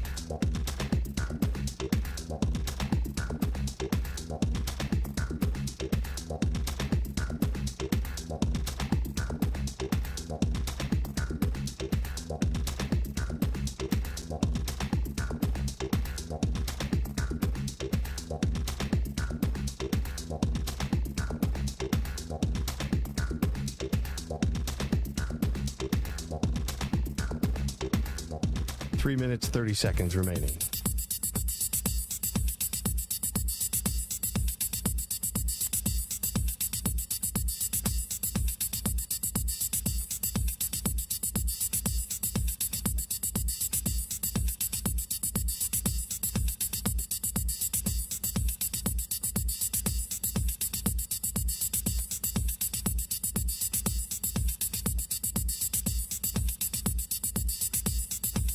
Three minutes remaining.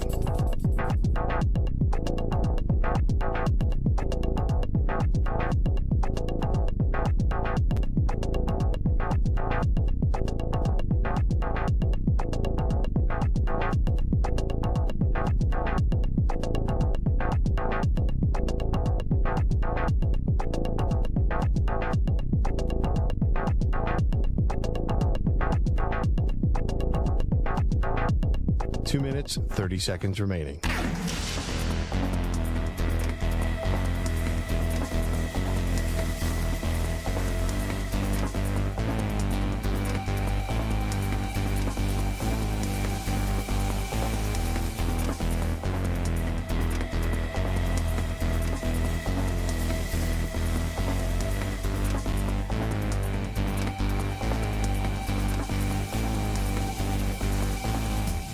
Two minutes remaining.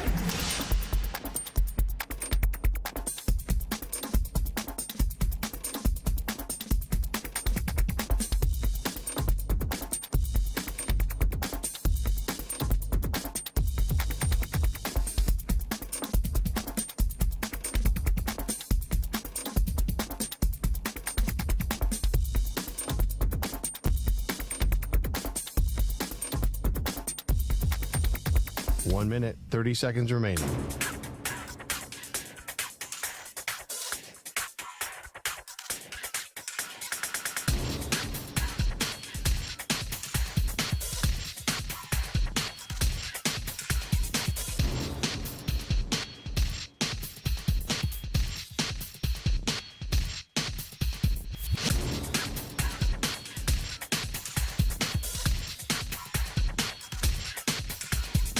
One minute remaining.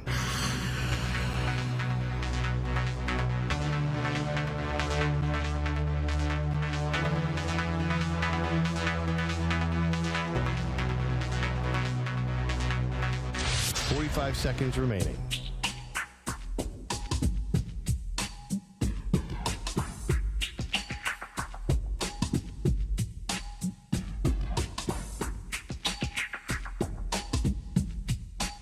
Seconds remaining.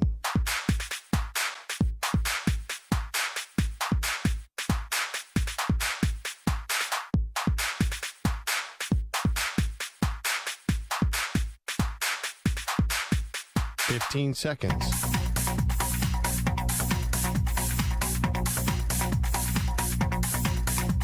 Break ends in 5 seconds.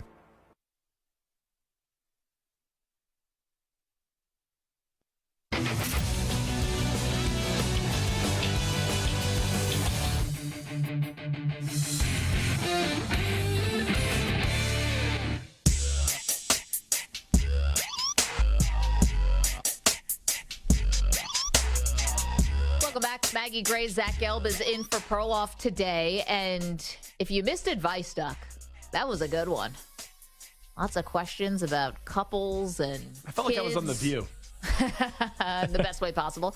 If you miss any part of the show, the Maggie and Perloff podcast is where to go. You can download it. You can give it a 5-star review if you like. All of that helps, so thank you. Let's get to our shot of the day. He shoots! And the shot of the day is brought to you by Casamigos Tequila. Casamigos is brought to you by those who drink it. My weekend will also be brought to you by Casamigos. And I can't wait for one of my favorite spicy margaritas. I love them. Okay, so earlier in the show, 3-time All-Star and All-NBA forward Domantas Sabonis joined the show of your Sacramento Kings. And he looked back on his dust-up with Draymond Green when the Kings faced the Warriors in the first round of the playoffs. It's a sport, two big franchises, and, it's the NBA, it's in the playoffs, so obviously people are going to protect their side always, and that's just sport, and, at the end of the day, we're two players who are just trying to win for our teams, and do what's best to get the win, and I mean, that's it. It's just competitive sports. Is there a budding rivalry between the Kings and the Warriors? I don't think there's no rivalry, they have their goals, we have our goals, we just happened to cross paths this year in the first round. I appreciate Sabonis lying to us there, because this definitely is a rivalry, because the Warriors have several rivalries. The Warriors have rivalries with the Memphis Grizzlies. The Warriors have had rivalries in the past with the Clippers. They've had rivalries specifically with Chris Paul, who's now joining the Warriors. Well, I think the Memphis one's over because Bum Brooks is no longer there, right? I guess, but you never know. There could be some lingering bad blood with Desmond Bain. I have no idea. Yeah. Maybe when John Morant comes back. The NBA, I hate to say it, the regular season stinks. And it's almost, all right, just let me know when the playoffs are here and we're good to go and see what happens from there. But the regular season's so irrelevant now. Listen, I appreciate also that Sabonis said he has not talked to Draymond. They haven't crossed paths at all this offseason. You remember Draymond stepped on his chest after Sabonis kind of tied up Draymond's foot. And Draymond ended up getting suspended for a game. I'm actually surprised that Draymond hasn't had him on the podcast. Really? Yes, because that would be clicks galore. Sure. I was not surprised by the fact that they haven't talked or had any line of communication with one another. I would actually have been very surprised if he said yeah to that. Also, we found out Sabonis, big pastry guy. Croissants, banana bread, all that. Are you a big banana bread fan? Love. Make it all the time. Okay. What do you do when the bananas are about to go bad? You make banana bread. Or banana muffins, whatever. Yeah. Banana muffins with a little Nutella inside too as well. Sure. All you can handle, bro. So, a buddy. All you can handle, bro. Meanwhile, Townie Maggie on CBS Sports Radio. bro. She's on very late at night. Basketball Hall of Fame this weekend, if you're into that kind of thing. Some of the headliners here: Pau Gasol, Becky Hammon, Dirk Nowitzki, Tony Parker, Dwayne Wade. Greg Popovich is going in. It's funny to be going into the Hall of Fame, yet you get this second part of your career with Victor Wembanyama. Okay, that wraps up basketball stuff. While we have a minute, I do want to get back to the Washington Commanders for a second, because already things are going pretty badly.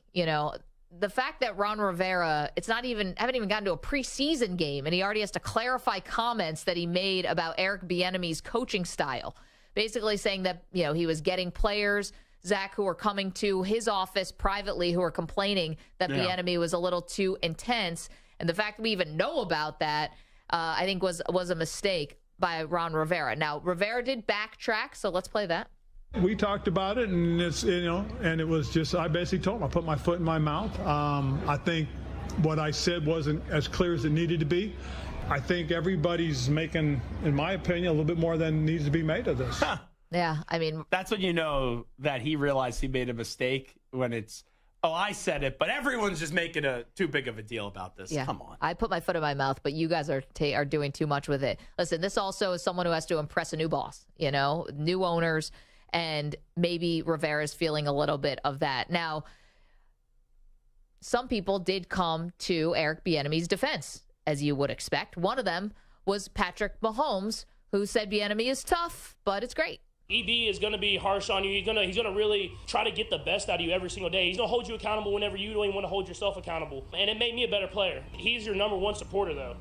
He will go to war with you just like any other guy on your team. And you got to know that. And you got to know when he's talking to you on the football field that he's trying to get the best out of you. He's not trying to put you down. He's trying to push you to be even better than you think you can be.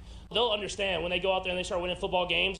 And I don't want a football coach that's buddy-buddy with me, that you kind of just walk over and don't respect. I want someone that, I don't know if you want to say that you fear, but someone that you know isn't your friend and he's there to make you better. He's going to challenge you every day. Yeah, I agree.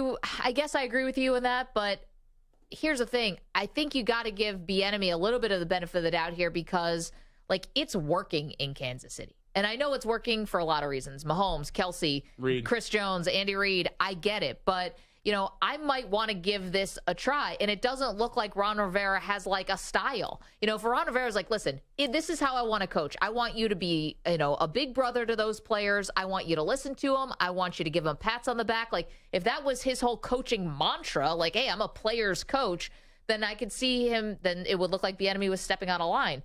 But it doesn't look like that's the mantra. It's not like being dictated from the top down. But also, you just gave the keys to your offense over to Eric Bieniemy. So there's different sectors of that team. The way that Bieniemy wants to run that offense and conduct that side of the ball, he should be able to do it because you're bringing this guy in to save your offense, to save your job, Ron Rivera. I get what you're saying, but Rivera's the head coach. Buck stops with you. So I don't love coaches who just turn over the offense or the defense to someone and be like, my hands are clean of this. Like, Rex Ryan did that. I don't love when head coaches do that because, like, why are you then getting paid all the big money? Because you're the head coach. You got to oversee everything. But it's also so early to already be bitching about this. It's this early. I know. I want to believe in the Commanders this year. I want to pick them over the Giants to make the playoffs for that last wild card spot.